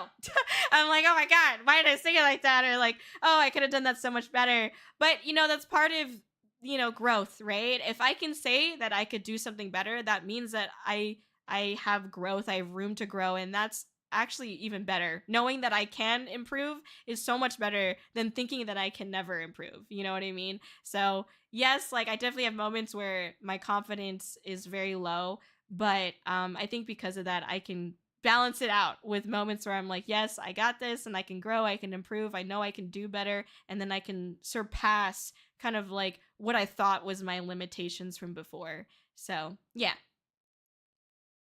That is so wild to me. And I know it shouldn't be. Again, this goes back to the we're all people here, but it's just, I don't know. Again, like, I look up to you so much. Like, and like your music is so cool and absolutely an inspiration, and listening to it, different songs for different vibes, like it is wild to me to see that there ever were those issues and that they still creep up. To me, that is incredible. Makes it sound like a good thing, but it's just it's weird to see from this side, you know? Oh yeah, no, for sure.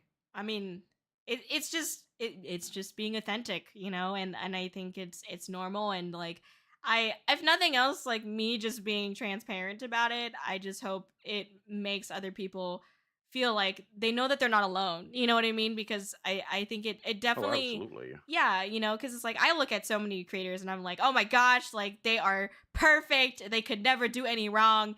You know what I mean?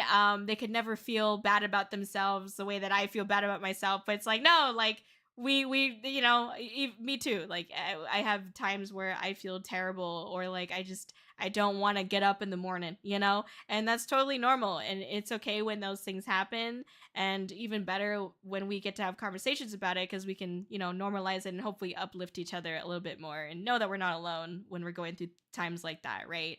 So yeah. That I You get better the more I talk to you. I just want to throw that out there. Oh, you're so sweet. Thank you. I'm not trying. This is So, just who I am. So I'm just like, I'm not trying to butter you up or anything like that. Okay.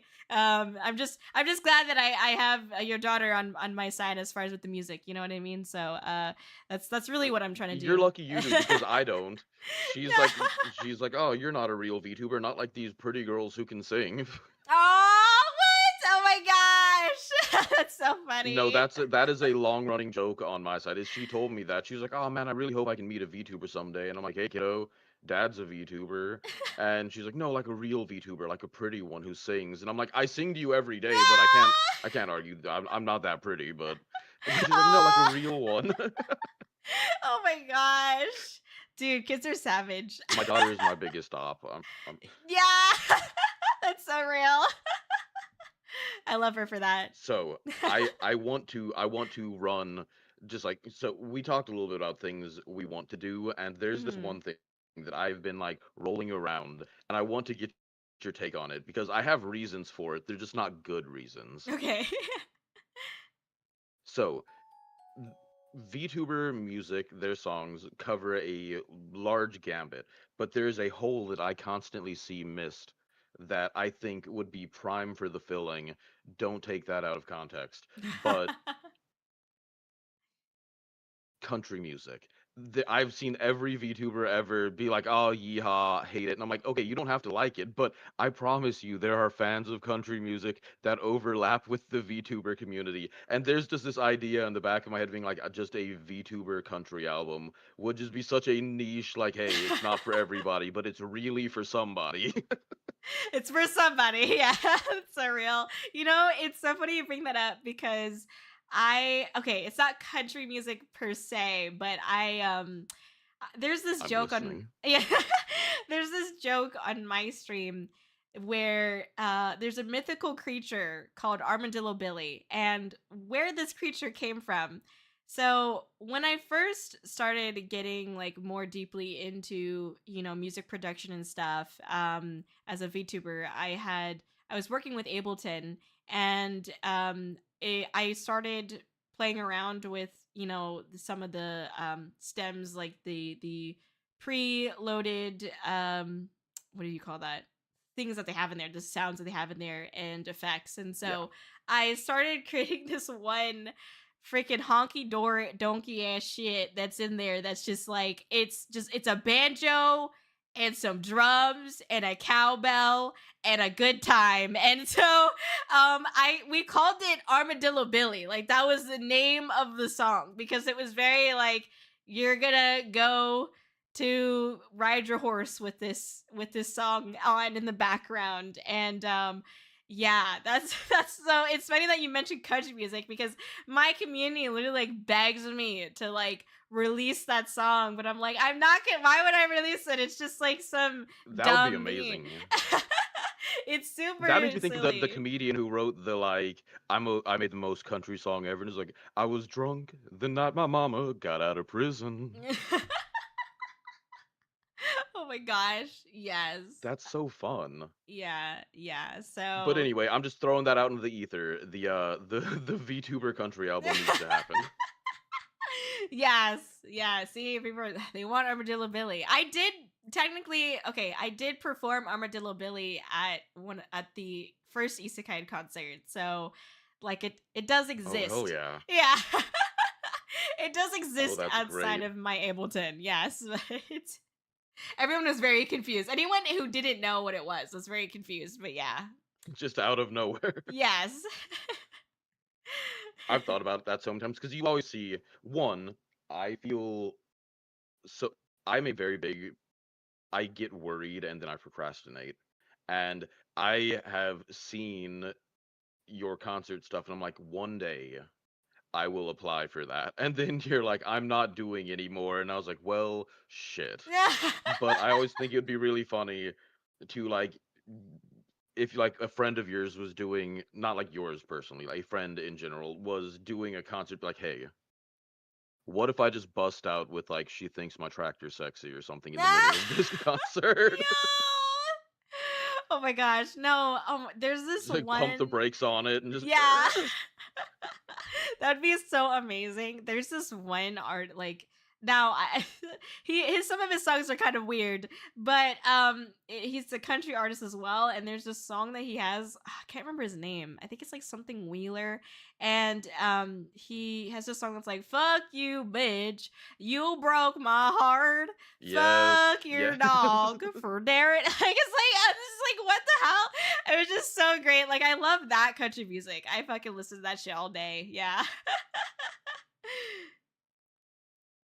I feel like it's really hard to pull it back to to the seriousness of the interview after that, but I'm gonna try.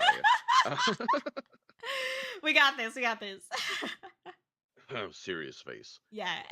So, as mentioned before, in the background, you've been brought up in conversations I've had, and I just know personally a lot of people look up to you. You are an inspiration for a lot of people. Did you ever have a point where that was like super crazy to you? Or have you sort of reached a place where you have accepted that you are like your place is as a big role model for a lot of people? You know, I'm gonna be so real with you. Like, this isn't like me trying to be modest. Like, this is just genuinely how I feel. Like, I oftentimes I think there's levels, layers to it, right? Like, I'm constantly thinking about other things. Like, I'm thinking about like, oh, I gotta like organize this concert, or I have to like, work on my content. I have to do this, I have to do that. I'm not really like thinking that much about like if I am a role model to people or not. I mean, in a lot of ways, I still think of myself as a small VTuber, which I know makes maybe makes some other people mad that I say that. But it's like I don't know, like I maybe like a medium sized VTuber. That's like how I see myself. Like I don't think that highly of myself, generally speaking. And so for me, it's like hard for me to believe that I'm a role model to people. Like it's one of those things where someone will say like, "Oh, you've inspired me so much," and I'm like, "Oh gosh, that's so nice, thank you." But then like 30 minutes later, I'll be like, "Oh man, I'm such a terrible person. Like I need to do this better. I need to," and so like unless someone is like constantly in my ear basically and telling me like of nice things that I'm doing, it's very hard for it to get through to my brain, especially like depending on the headspace that I'm in, because like honestly I'm oftentimes like in a headspace where like nothing positive will get through. Like I'm just in such a negative rut that I'm just like I can't I feel that listen. so hard. Yeah, like I know that what they're saying is really nice, but it's not it's not hitting me the way that I think they want it to, and the way that it deserves as well, right? It's just like it's very unfortunate. It's just like I have this mental block, and so honestly, I think it's hard for me to even recognize that I am a big role model to people. Like it's so nice that you're bringing that up, but like I don't know, like I haven't really thought about it, to be honest. I guess I do think like when it does, bear its head, it's definitely very, it's such an honor. Like I a lot of times, like we'll take the Luminara event that happened recently as an example. I had spoken out about Luminara back in like December when I left, and I just was very non like I was very careful with what I said, though. Like I was saying things in a way that was very neutral, but I still made sure to like hint at the very least at Yeah. like what was going on, and why it was not the place to be. And I had no idea, at the time that like it would have helped people. I had people recently, when everything came out, like DM me, was like, "Thank you so much for talking about it back in December. Because of that, I avoided them, and I'm so glad I did." I had multiple people reach out to me about that. And even when I did speak out about it back in December, people reached out after that stream as well and was like, "Thank you for talking about it. Like, this is my experience." And like I found out more bad things, you know what I mean? Unfortunately, Um, but there's a lot of times where I just do what I think is my best foot forward. Like I don't ever really feel like I'm making like the like I just try to make the best decision I can in the moment, but I oftentimes feel like I don't know. Like I don't know if this is the right decision. This is just what my gut's telling me. This is just what I feel like is going to be like the least hurtful, or like maybe the best path forward, whatever. Like I just think it's going to be the most positive thing that I could do in that moment, and somehow it does end up being a good thing to other people. And that's like great to me, but obviously in the moment I'm just thinking about like getting through that, or like just trying to do my best with what I was given. So I don't know. And like also I think it's one of those scenarios where like there could be 20 people that really appreciate what I do and call me their role model, but then it's those like five freaking loud ass people in the back that are just being really fucking rude to me, that like that's what sticks. And I hate that, because they're louder voices. That's what hits harder. I wish it was like the people that actually cared about what I did that reached my heart. But oftentimes what eats away at my brain is the loud voices, is those worms.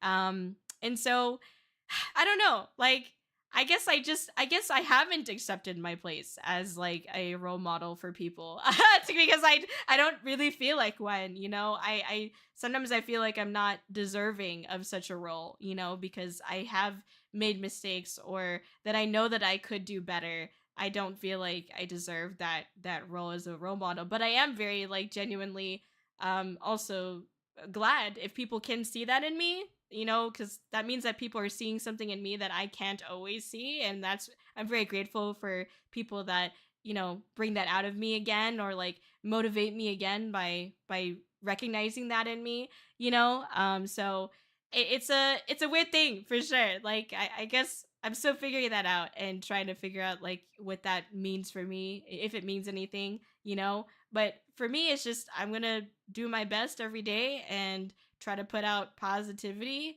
as much as I can, and hope that that can just create a place where everybody can thrive. And yeah. So, a couple things on that response. One, what you said absolutely makes sense psychologically. I think it's like for every one negative thing you hear, it takes 10 or more to like overwrite that. Yeah. And so that makes a lot of sense. Two, Hmm. I really feel you on the being in certain places where the positivity just doesn't get through. Hmm. Um, I have some very good friends who help me out with some of this, and they'll message me like, "Oh, hey Nero, that interview is really good, or that was a really good stream," and I'm just like, "You don't have to lie to me. That fucking sucked, and it was terrible. Yeah, right, I feel that. Thanks for trying, but Yeah. I know I'm ass, and it doesn't matter." That's so real. And three, again, it's fascinating because it's getting to see how you see yourself. Because again, beforehand, when I was like, "Oh, I'm really nervous," and you're like, "Oh, I'm just a guy," and I'm like, I understand that that's how you see yourself, but to people like me and other people, you are the guy, if you want to put it that way. Like it is such a big difference. I feel like from how other people see you to how you see yourself, and it is interesting to sort of get to look into that. Thank you. Yeah, I don't know. I think because I also say that I'm just a guy because, you know, um I've always felt like all I've been doing is chasing my passions, and I truly believe anyone can do that. And that's why I'm like, I don't know, I'm just the same as everybody else. I'm just somebody who's chasing my passions, and like if I can do it, I know that everyone else can too. It's just a matter of, like having that drive, and it can be hard to have that drive. Even I struggle with that, but like it's possible is basically all I'm saying. And that's why part of the reason why I'm just like, yeah, I don't know, I'm just a person that's following our dreams, just everybody else is doing that too. There's just different levels to that, right? So yeah. Corey is the Shia LaBeouf. Just do it. Yeah, no, exactly. Yes, Shia LaBeouf without all of the charges against him, but yeah. Without all the bad things, but yeah. But yes, just do it. There you go. Shia LaBeouf scared the shit out of my kid because it was late at night and we were driving home from something. And I wasn't even thinking about it. I just had my phone on shuffle and it played actual Cannibal Shia LaBeouf. Oh my god. And by the time we got home, he was like, "I don't think I can sleep." I was like, "What are you talking about? That song about Shia LaBeouf?" And I was like, "Seriously?" And so I had like, I was just like, I don't know what to say. I was like, "Don't worry, Shia LaBeouf isn't real. He's not gonna hurt you." Oh my gosh, that's so funny. Oh man, yeah. I can relate. I'd be scared too. Shia LaBeouf kind of scares me, So not gonna lie.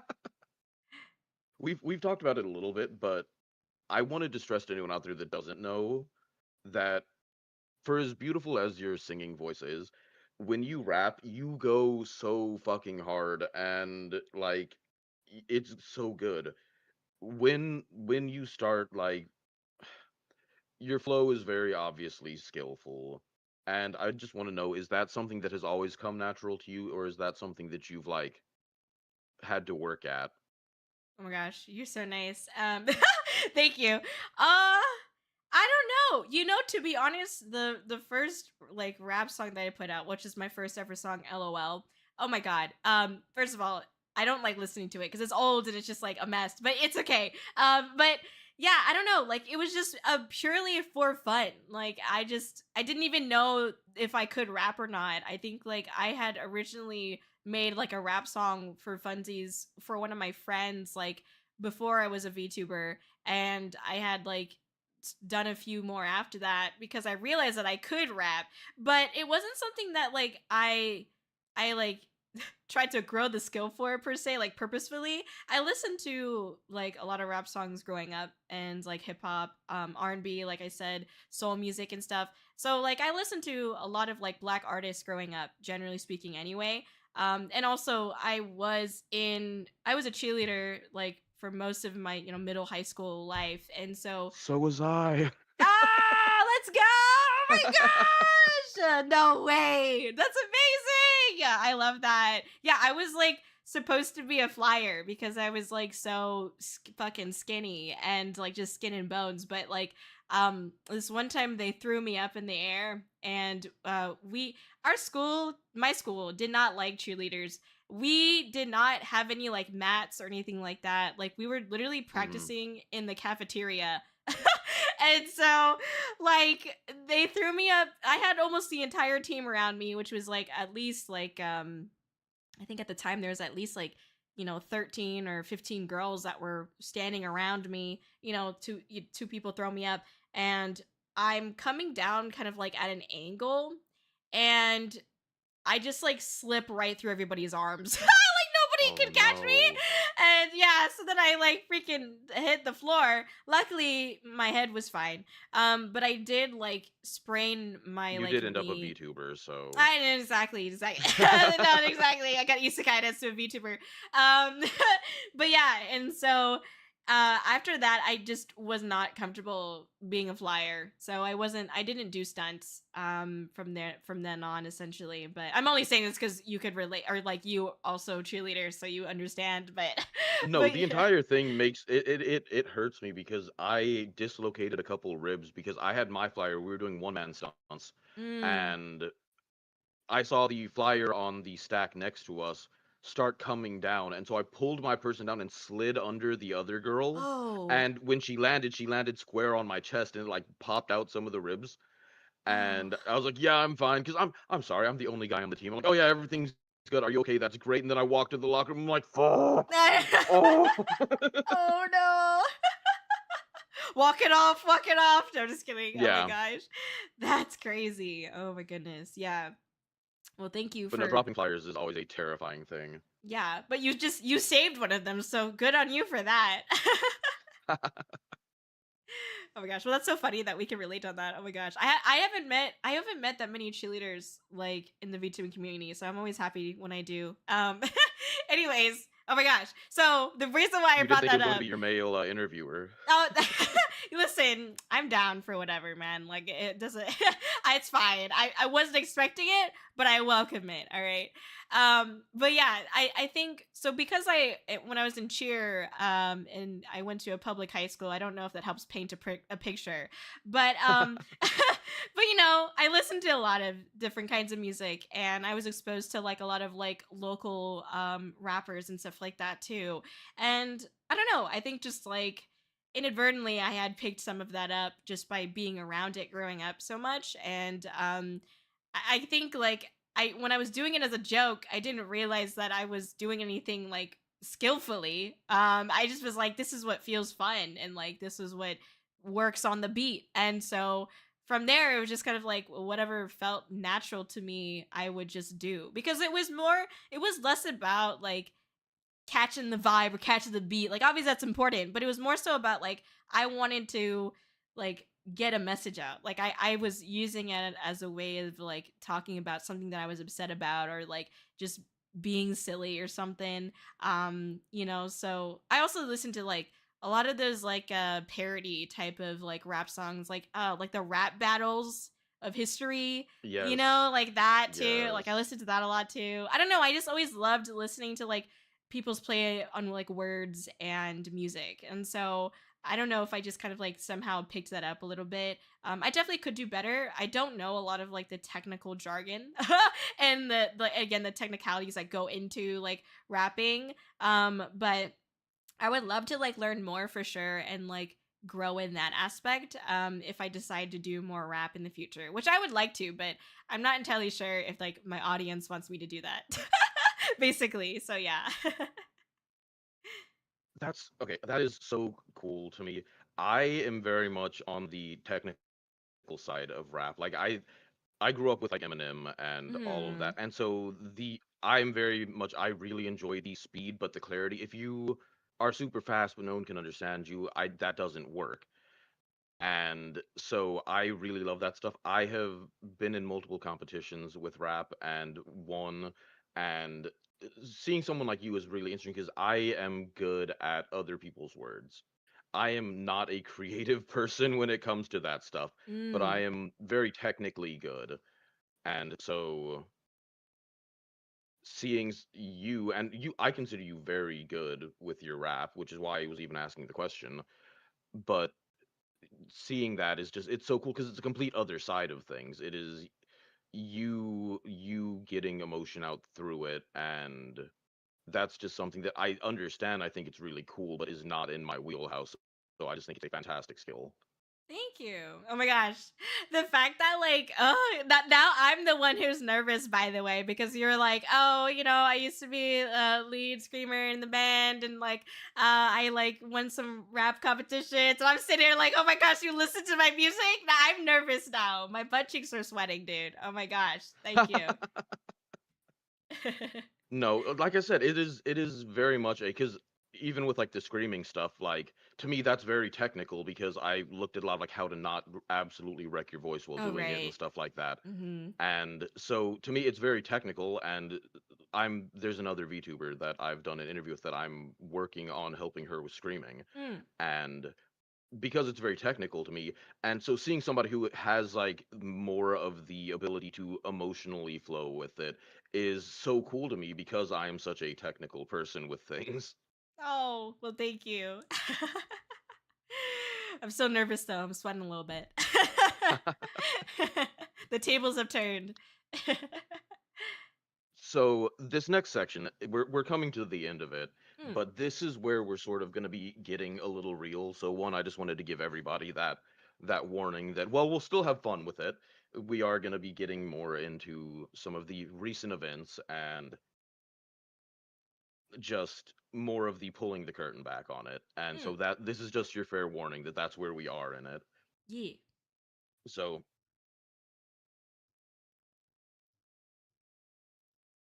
I'm trying to word it properly because this could come off weird, but pulling the curtain back a little bit with everything you've had going on and all the plates you've been juggling, you have been one of the nicest people I've ever gotten to work with on one of these interviews.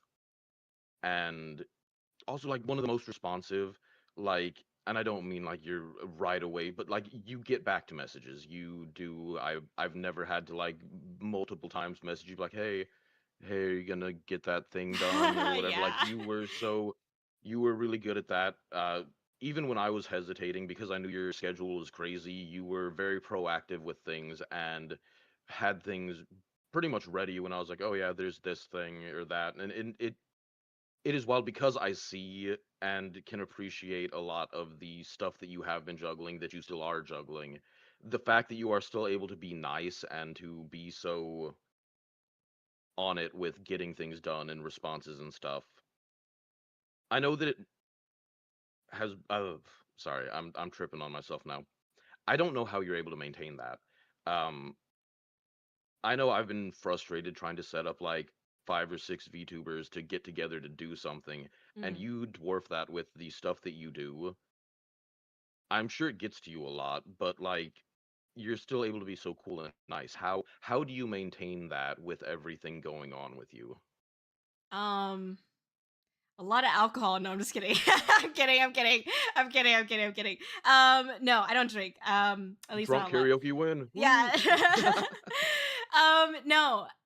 So I think it okay, so honestly, first of all, you've been very respectful and very easy to communicate with, and I appreciate that a lot. For me, like Except for now. Fuck you. no, Oh.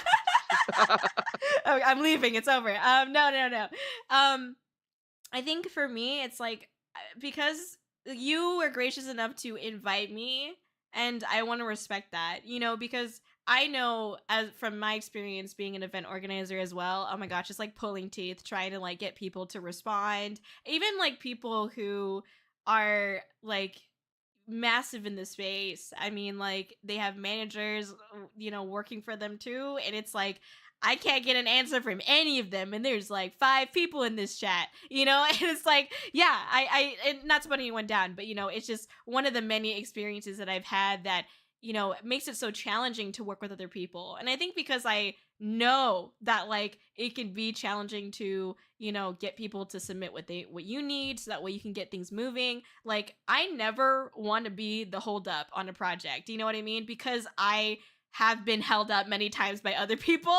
And like I know how that made me feel, even if like it's not like I'm not gonna hate them and I don't hate them, but like I know that in the moment I'm just like so stressed out about like I want to get this done. I want to be prepared. I want to feel comfortable and organized. And to feel like all of that is getting held back by because of, someone that is late or they're not communicating with me, it can feel very frustrating. And so I think it's because like I have that experience as well of like being an event organizer, that when somebody is else like yourself is organizing something, you're gracious enough to invite me. Like, I don't want to disrespect that opportunity that you're giving me. And so I want to make sure that I'm doing everything to like set us both up for success, because like we're doing this together.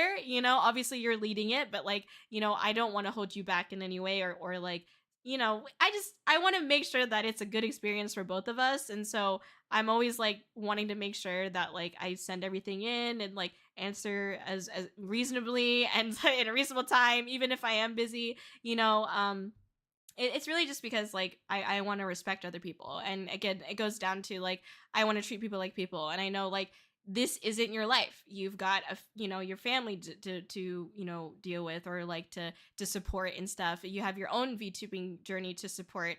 I am just a fragment of that, a passing fragment of that circle of life that you have, and so I don't want to like disrupt that any more than I already am, just by like having this little piece of it for today. So that's like I guess my mentality towards it. Maybe that sounded really deep, but I don't. It's just because I want to be respectful. That's really what it is. But yeah, I mean, for sure, like people. For me, like I just want to try to make sure that people are comfortable, and I also, like I said, it's about appreciating that trust that people put in me on like being a part of my events. Like it is a really big deal to me. Like I'm very glad that you pointed out that like I do remain calm and collected when I am working with other people with the concerts.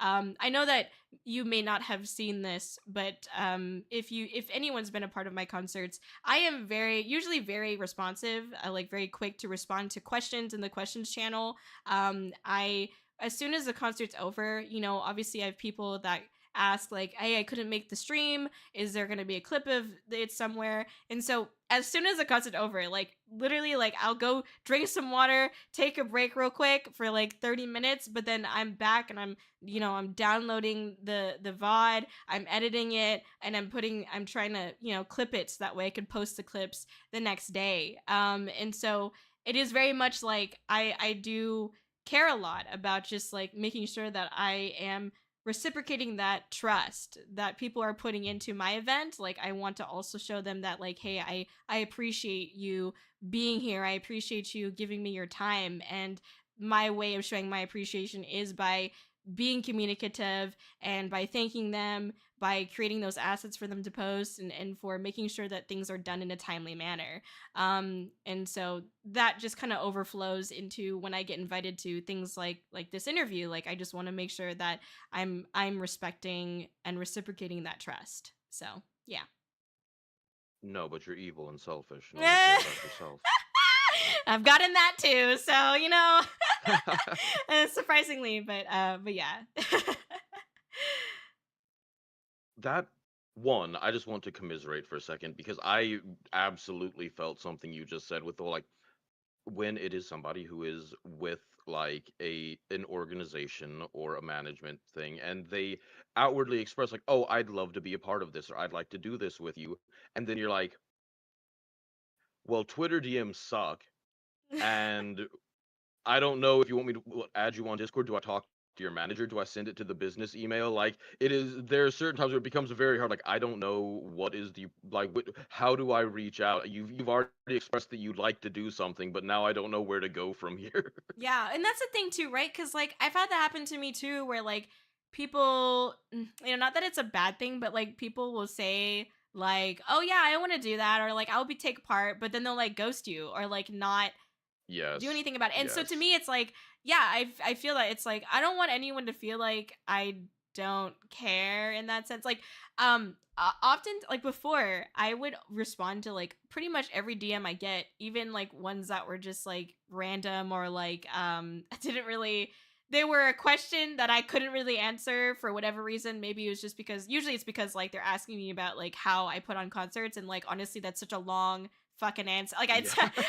do you have time for a 50-page essay? Like, you know what I mean? Like, Quick, no. Corey, how do you revolutionize the industry? Go. Yeah, it's like I can't answer that, man. I'm sorry. But I still try to answer by saying like, I'm sorry that I can't respond, but like, I wish you luck or whatever. Like, I'll still try to like say thank you for messaging and apologize for not being able to respond in a way that they would have liked me to respond, I guess.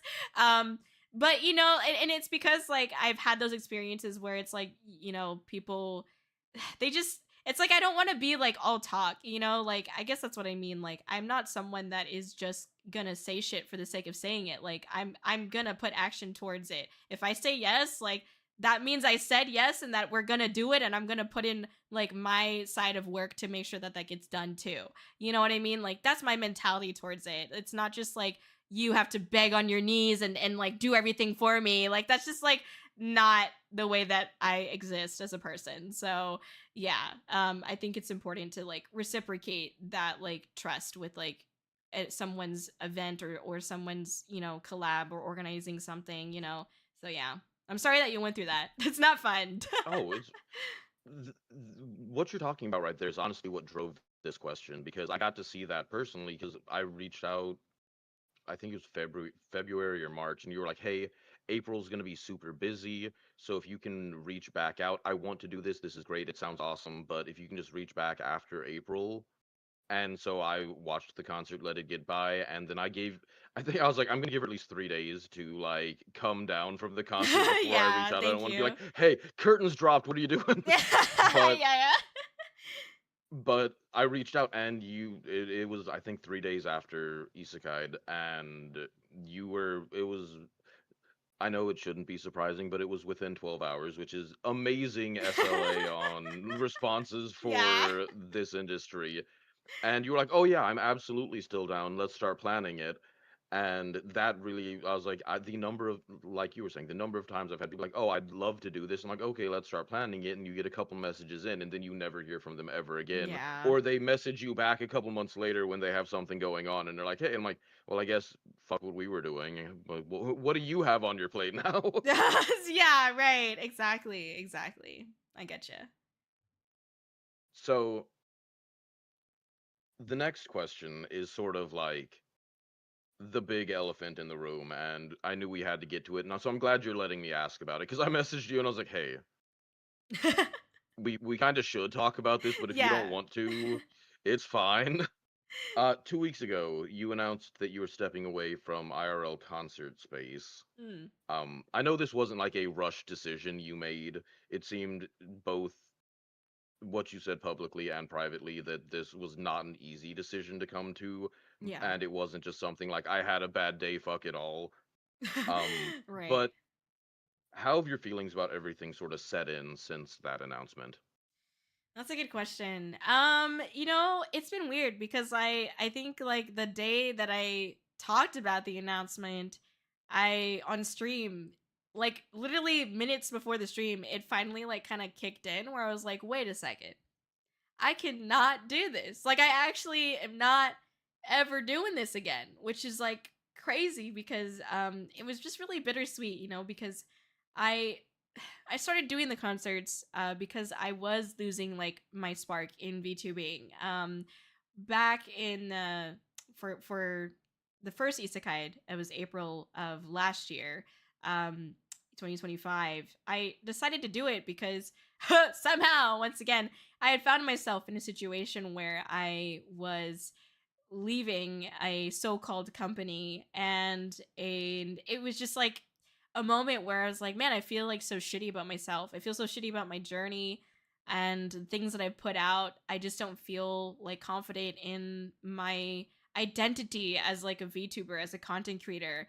And so I felt like, well, at the time I was like, I might not stay for the rest of the year. And so I'm like, if there's one thing that I really want to do with VTubing, before I left, it would have been to do a concert. And so I was like, no one's giving me an opportunity to be a part of a IRL concert, so I'm just gonna make one for myself.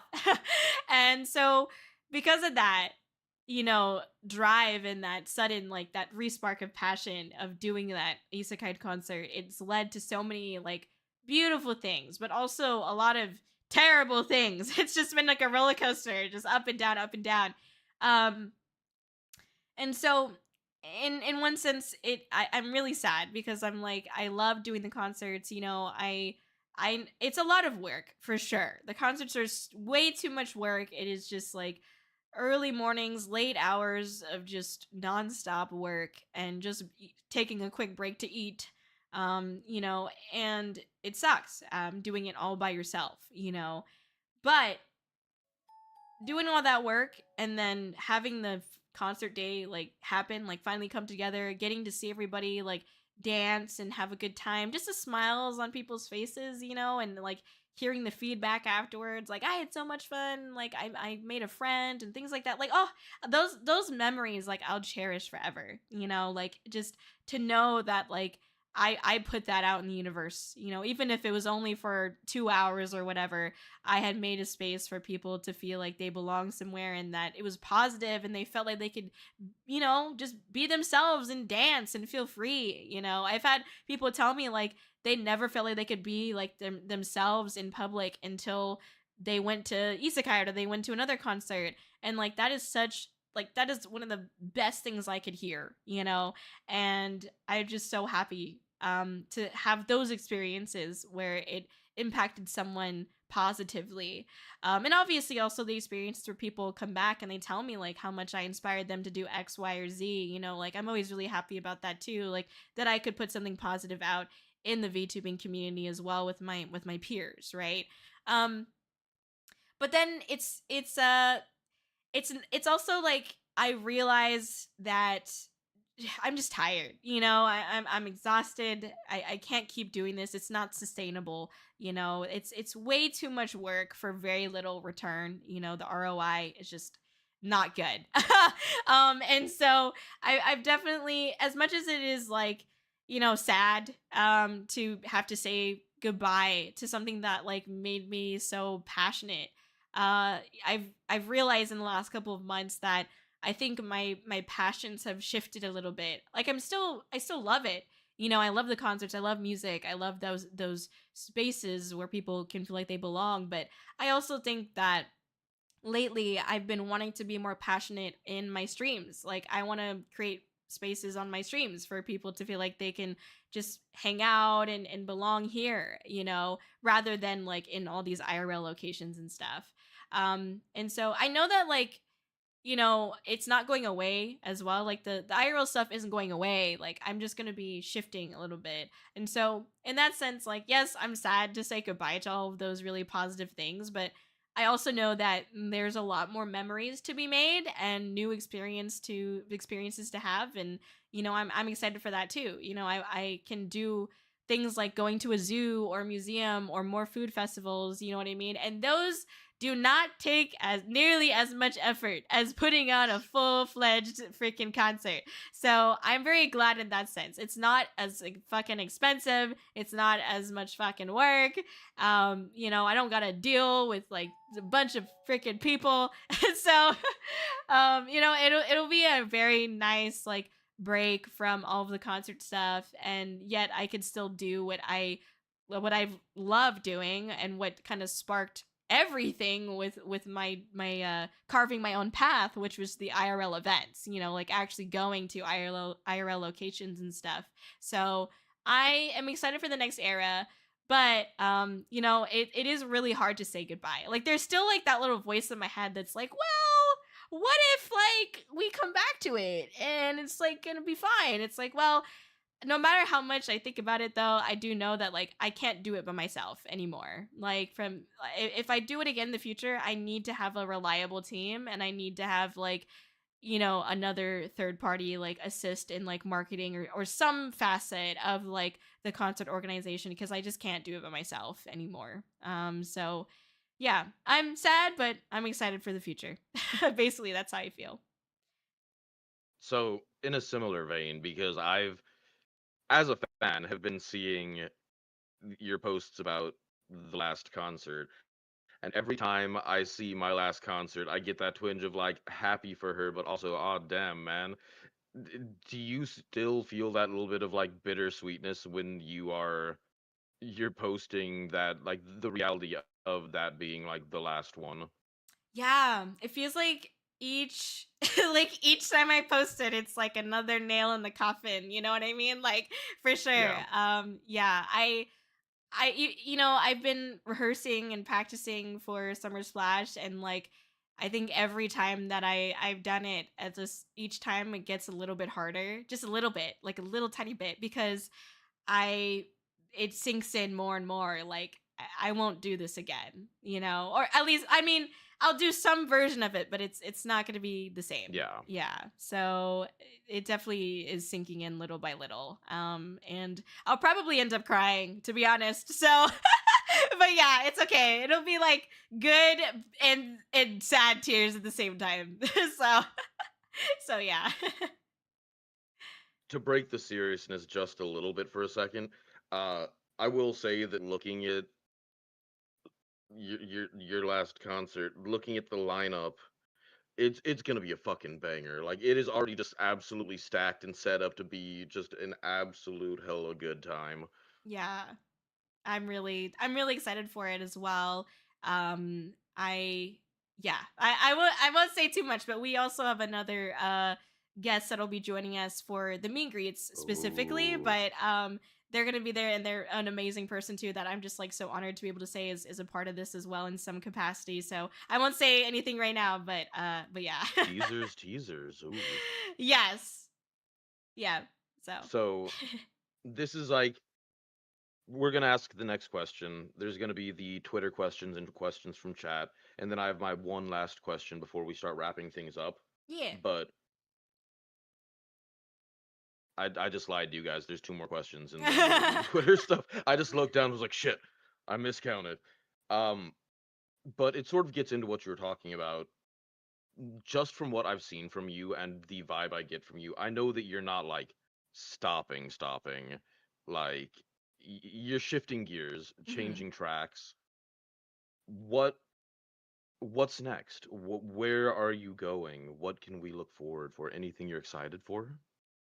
Yeah. Yeah, I think I'm really most excited for just like going to other IRL locations. Like I've been to a food festival before, for example. And it was really weird, obviously, because it was the first event where like it really wasn't like anime, you know, it wasn't even adjacent to like VTubers in some way, but I was there. Which is really funny. But I think like now that I have a new perspective on my content and whatnot, I think going to these IR locations will be even better because I have a little bit more of like a thought process and like how I want to approach the events and whatnot. So I am very much looking forward to that. And I also, for example, I've gotten really close to the events director slash CEO of V Fleet, events director of USS Hornet and CEO of V Fleet, Gabe. And his V Fleet's mission is really to support and to bring awareness to the USS Hornet, the carrier ship museums, essentially to history, right? And for me, like if I get to go to like zoos and museums, like I do really want to pay homage to that. Like I want to also like be there to educate myself and educate at the very least my community, right? Like about an animal or about an endangered species, about this artifact of history, how it's impacted history. Like I think it's a fun thing. It's just like it's making education fun again in a sense. I know it sounds like a weird thing, but that's something that I'm excited about, like getting to experience these like new things in a different perspective and like getting to enjoy that with like my community, and broaden our horizons. And in general, like what it's going to do as well is my hope is that it just normalizes like where we're seeing VTubing out in the real world, and how hopefully VTubing can also just continue to be a positive way for people to get educated on things or just like just a positive content creation branch and not like the kick streamers. so so yeah. I think that's what I'm most excited for is just like the other IRL adventures. I think I'm also excited for like to be transparent. I'm excited for like the ways that I can try to make this VTubing and content creation more sustainable. That might sound maybe like money hungry, but it's not that. It's more so like I'm excited to um get to partner with more sponsors and stuff like that. Like we recently did a like activation with Bubsy 4D was Atari. And so like, and what a dream come Yeah, true. Like that absolutely, I mean, I that got to, was so cool. yeah, right. It was so cool. I mean, the whole process of it was really cool. It was a whole like social media like wave essentially. We all changed our profile pictures. We were saying these really mystical things, and like then we got to premiere it, and then we had our little models. Like it was so fun. It was just like it was awesome, and it felt like a movement, and it was such an honor to be a part of that. And I feel like it would be so fun to be hopefully be a part of more things like that where it can feel like a movement, but you also like you're kind of you're getting paid for it, one, but also you're promoting something that's really exciting, and like it was just such an honor and joy to be able to like tell my dad, who like literally you know I think bought like the Atari when it first came out, and like let me play on it when I was like a baby, so it was nice to be able to like share that with my dad and have that moment where it's like, oh, I was sponsored by Atari, like that's so cool, you know what I mean? And so yeah, I think just finding, I'm excited outside of the IRL stuff, I'm excited to find ways to make this more sustainable. And I think the very last thing is probably the cover songs, because I like I said before, I've not done cover songs before, but like I will actually be doing cover songs moving forward, at least a couple. An So entire Corey country album.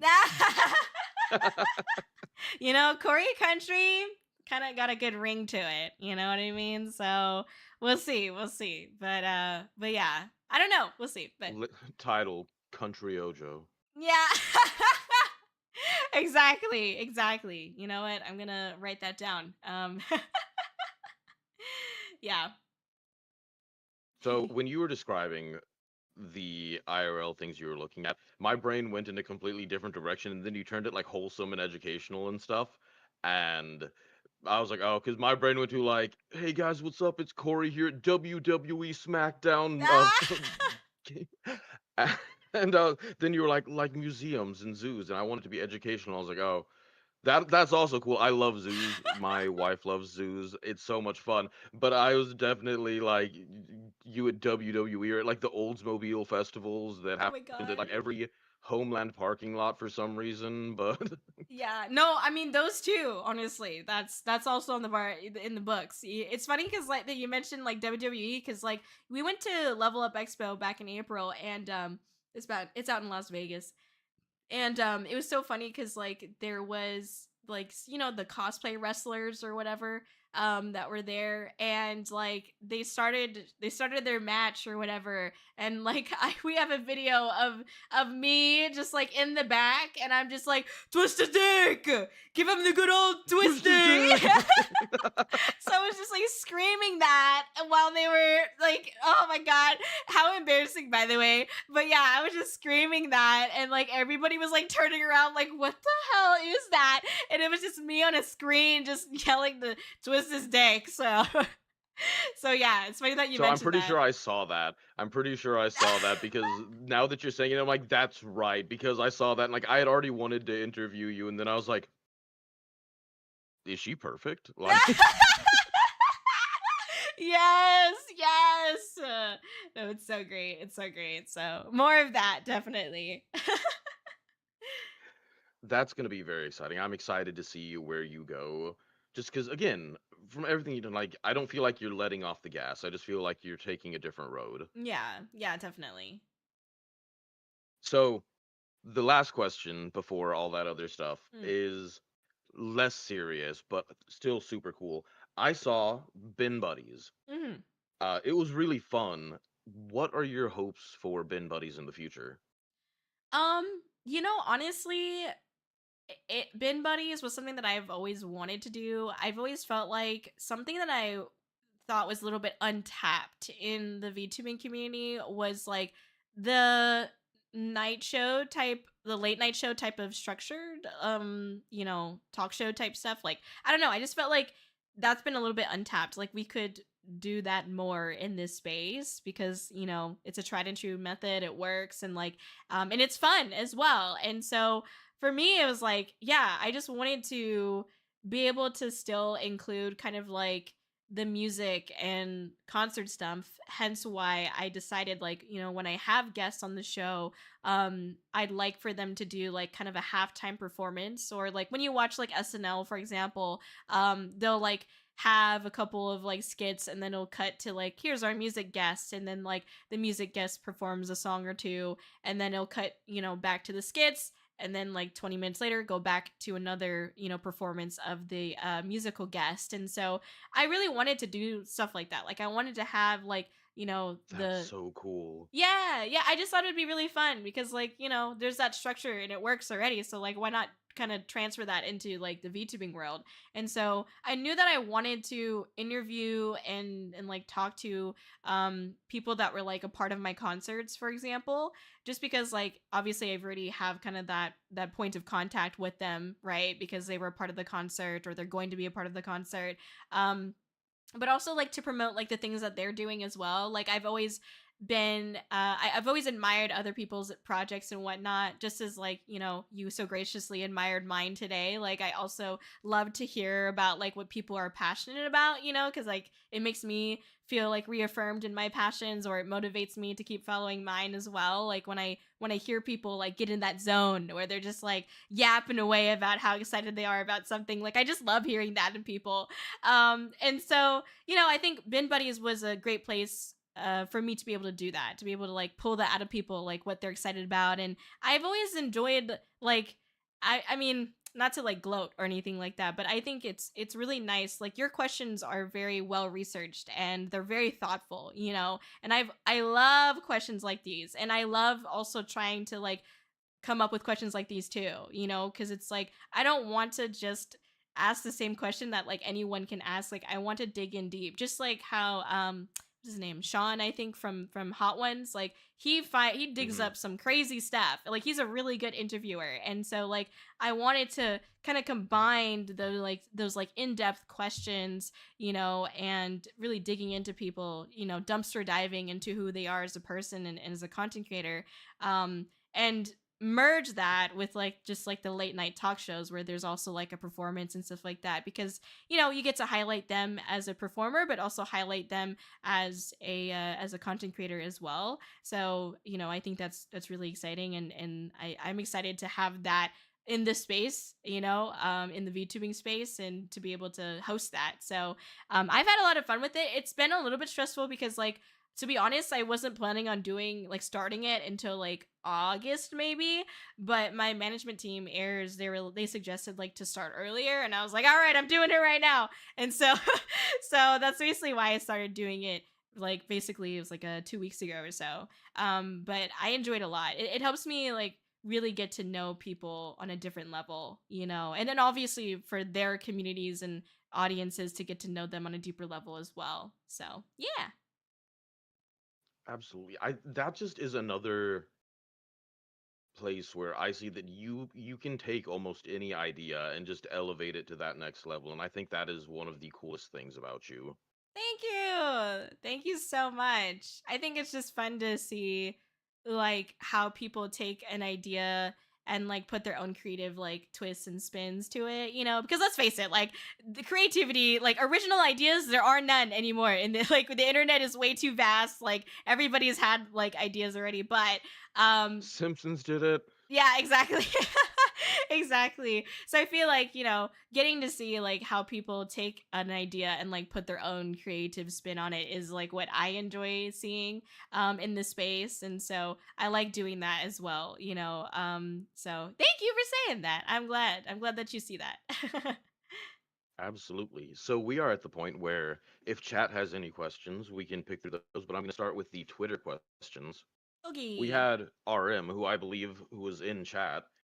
He said, "I need to know where Raccoon Ice Princess came from as a concept." Yeah, so funnily enough, originally my lore was just Ice Princess. It was basically like I was a human person from Earth that got isekai'd into an Ice Princess's body in this magical world called Xylon.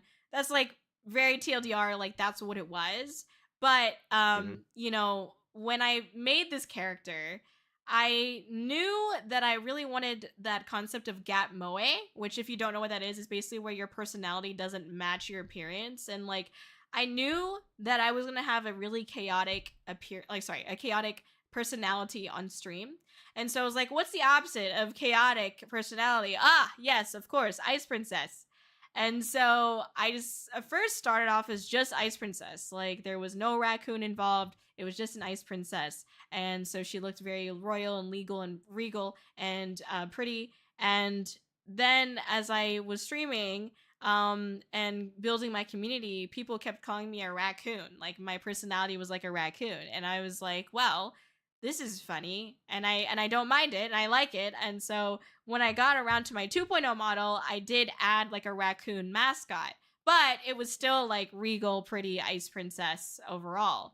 And then I continued streaming with that 2.0 model, and I was like, I don't know. Like now that I know more about the VTubing community, now I know more a little bit about like how this is our skin, right? And like if we don't feel comfortable with the makeup and the skin that we have on, it can be harder for us to get our personalities out. And so with my 2.0 model, I did not feel like that was like my skin. Like I didn't feel like that was helping me be confident as like Kōri the creator, Kōri the VTuber, and it didn't feel like me. And so with this design, with the 3.0 that you see here now, I definitely leaned in a lot more on the raccoon like motif. And as you can tell, right? And so it really merged like the raccoon and the Ice Princess into like this amalgamation that you see before you. But it's because like it's this version of me helps me be the like best version of Kōri. Like I feel the most like this character when I have this makeup or this skin on, essentially. So that's how I've become the person or the character that I am today. It wasn't always like this, but just slowly the raccoon has taken over, essentially. Because that's my personality. And so it's easier to be drawn to my personality when like my character matches it a little bit more, right? So yeah. I love that. I've struggled so hard this entire interview saying raccoon because it's Trash Panda in my house, Oh, and that's I always say Trash Panda, you can say that too. and so It's I'm like, I totally have to say acceptable. raccoon. Yeah. That's fair. It's okay. That's I acceptable love too. that though. That's fantastic. Thank you. Here, wait. I I can make it easier for Go ahead. you to say Trash Panda. Here you go. Um, That's awesome. yeah. We're trash. So you can call me Trash Panda whenever you want. Okay. I love the Corey Bell. That's amazing. Thank you. Yes. Exactly. Thank you.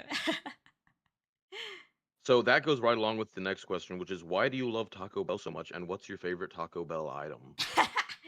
Why do I love Taco Bell so much? Oh my gosh, it's so funny. Honestly, it's because I make a lot of fart jokes, and so Taco Bell kind of like gets interwoven into that. Like I have the humor of like a 7-year-old, so that's genuinely like that's the reason why. Like I make a lot of poop and fart jokes. I'm a fucking child at heart.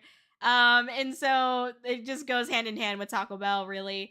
But I do actually like Taco Bell as well. I like the chalupa. I like the beef chalupa. But I also just like, the regular like taco supremes. It has to be the supremes though, not just like the bare basic bitch ones. Like I need the supreme. I need that sour cream and lettuce and tomato and cheese. I need all of that. Okay. So I like that. And those are the main things, to be honest, that I get at Taco Bell. I'll get the Baja Blast sometimes if I want it, but yeah, I just like say I do really like chalupas though. I also like saying like chalupa out the poopa, Baja Blast out the ass. Like it's just a fun thing to say. So when I'm making the fart jokes, and so like of course, like I talk about Taco Bell mostly because of that, but it's also relatable, like everyone knows like Taco Bell is like just it's not great most of the time going out, but usually it's okay going in. So so you know what, we'll take it for what it is, right? Actually, one of my community members also has like they them and their partner, they have this tradition where they will like have Taco Bell on like New Year's Eve or whatever. So, I don't know, just somehow we all found each other. Like the Taco Bell community has found Kōri-Oujo and we just kind of all hung out, and that somehow just became a very important part of like my stream and what I talk about. So, I don't know, it's just funny. Really, just for That's the meme. amazing. Yeah. Yeah, So, exactly. as a Taco Bell enjoyer, I feel like I have to share because it's something that just a lot of people don't know. And if you do, it's Mhm. super cool. I believe it was in 2022. Taco Bell realized, like, man, we really are just like these stoners trash food. And they were like, we need to change this. And so they brought in a bunch of like specialists to reformulate like where they got their ingredients and their whole menu and stuff. And Mm. in 2024, Taco Bell actually, through a bunch of testing, was found to be the most like healthy ingredients. Obviously, you can fry something, you can whatever, and make it not as healthy. But like as far as like quality of ingredients, Taco Bell is at the top, like number one quality ingredients after their Mm. reformatting in 2022. Dude, I wasn't expecting to get a history lesson on Taco Bell today, but I'm here for it. My wife likes Taco Bell a lot.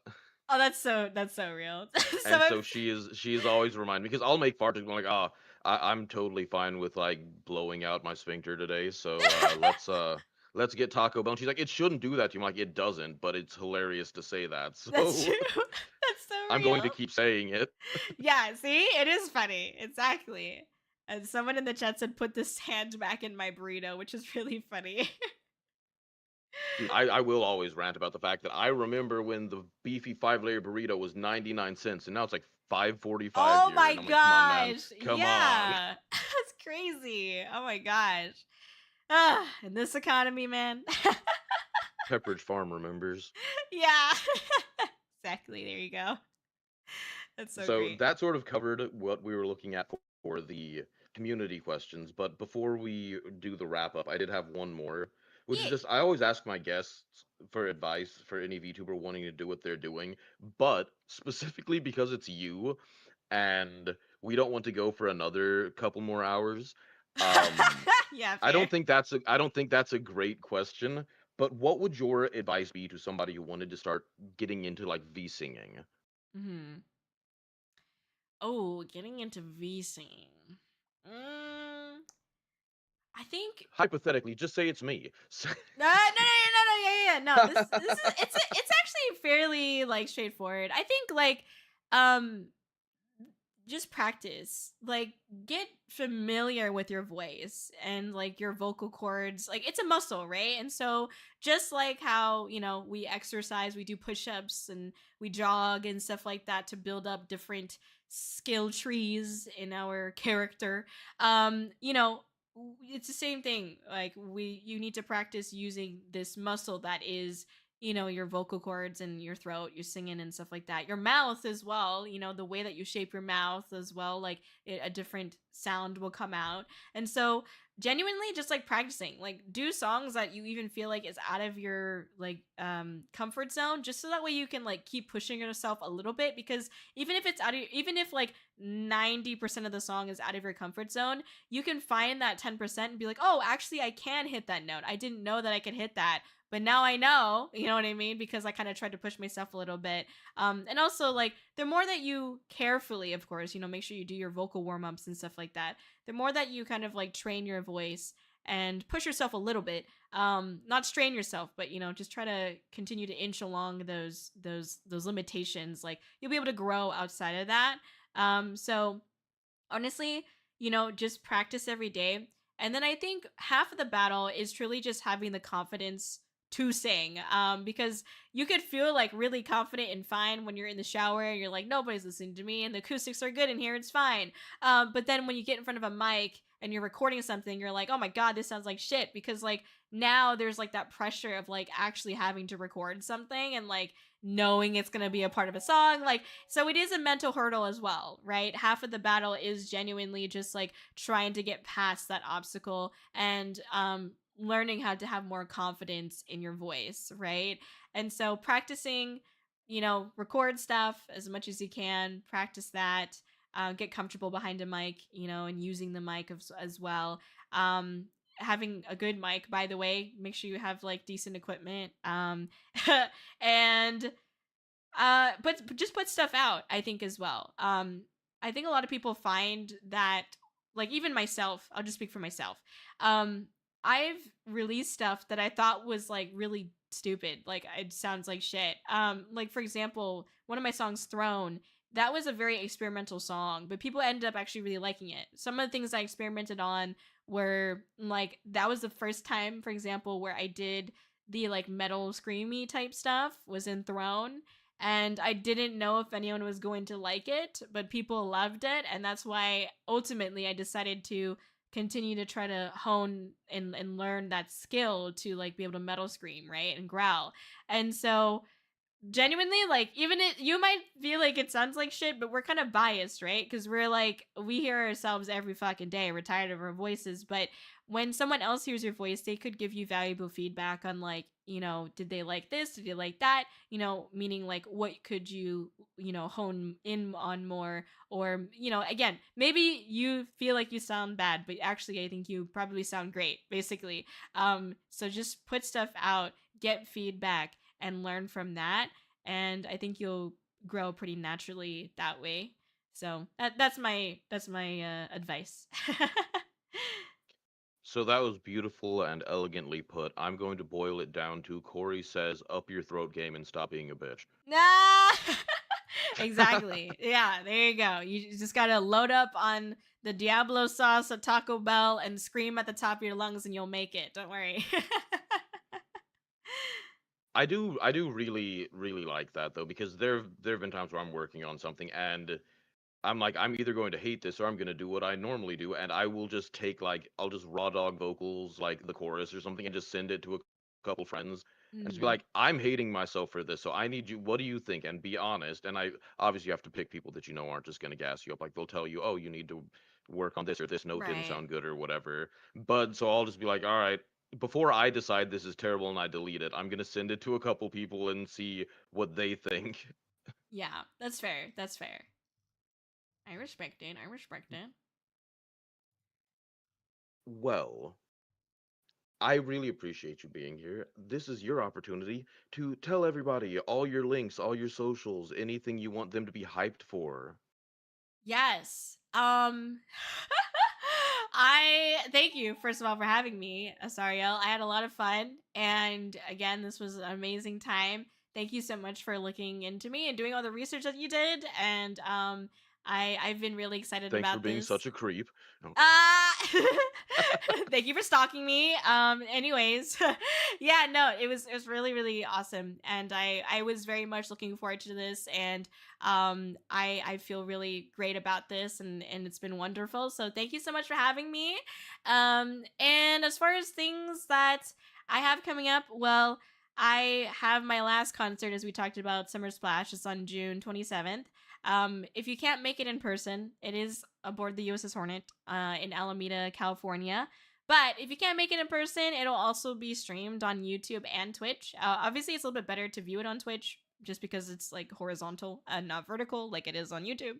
But you can watch the concert for free that way as well if you can't make it in person. We're all about accessibility here, so yeah. Feel free to check it out if you want. Outside of that, I do my own little like talk show type thing on Fridays, Bin Buddies, as Sariel had mentioned. And so I've been having a lot of fun doing that. Would appreciate you guys checking it out if you have time. It's really awesome.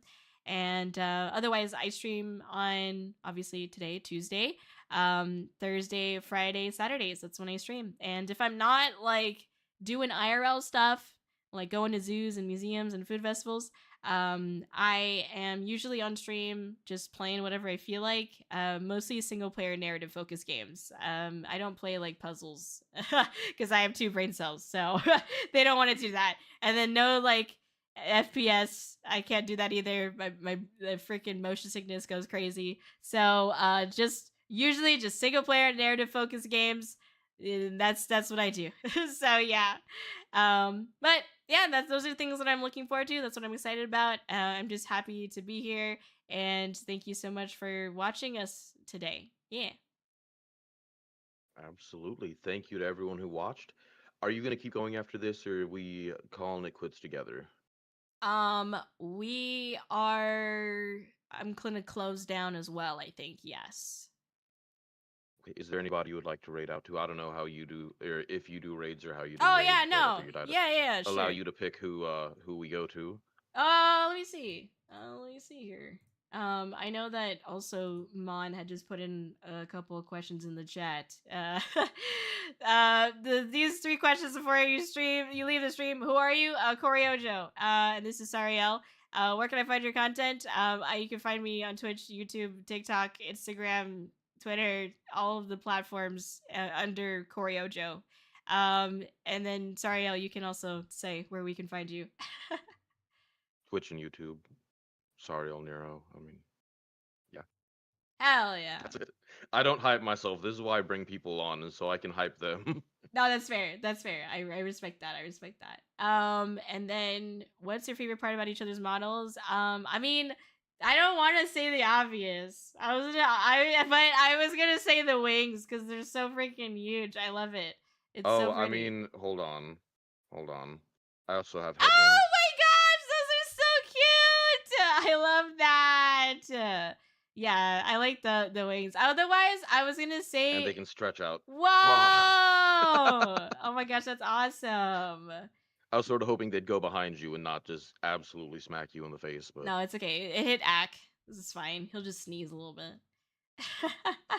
it for me it's so hard because your model is so gorgeous everywhere. I love how it all ties together. Like I can see everything in it. I can see the ice princess and the raccoon. I love that you took those things that, like you were saying, don't feel like they would go together, and it blends so seamlessly together. I love that. Yes, thank you. I had a wonderful designer, a PB. I don't know how to say it. It always says a pib, but they've worked on like designs for like Iron Mouse and like who else? My gosh, big names, man, and they're really good. Like I definitely would commission him again. So highly recommend if you need like a designer because like they will be able to like merge all your ideas together, like they'll bring it to life for surely. So I also felt the same way. I was like there's no way that Subway's gonna bring together like Raccoon and Ice Princess, but they did. Okay, so I was genuinely so happy and so surprised.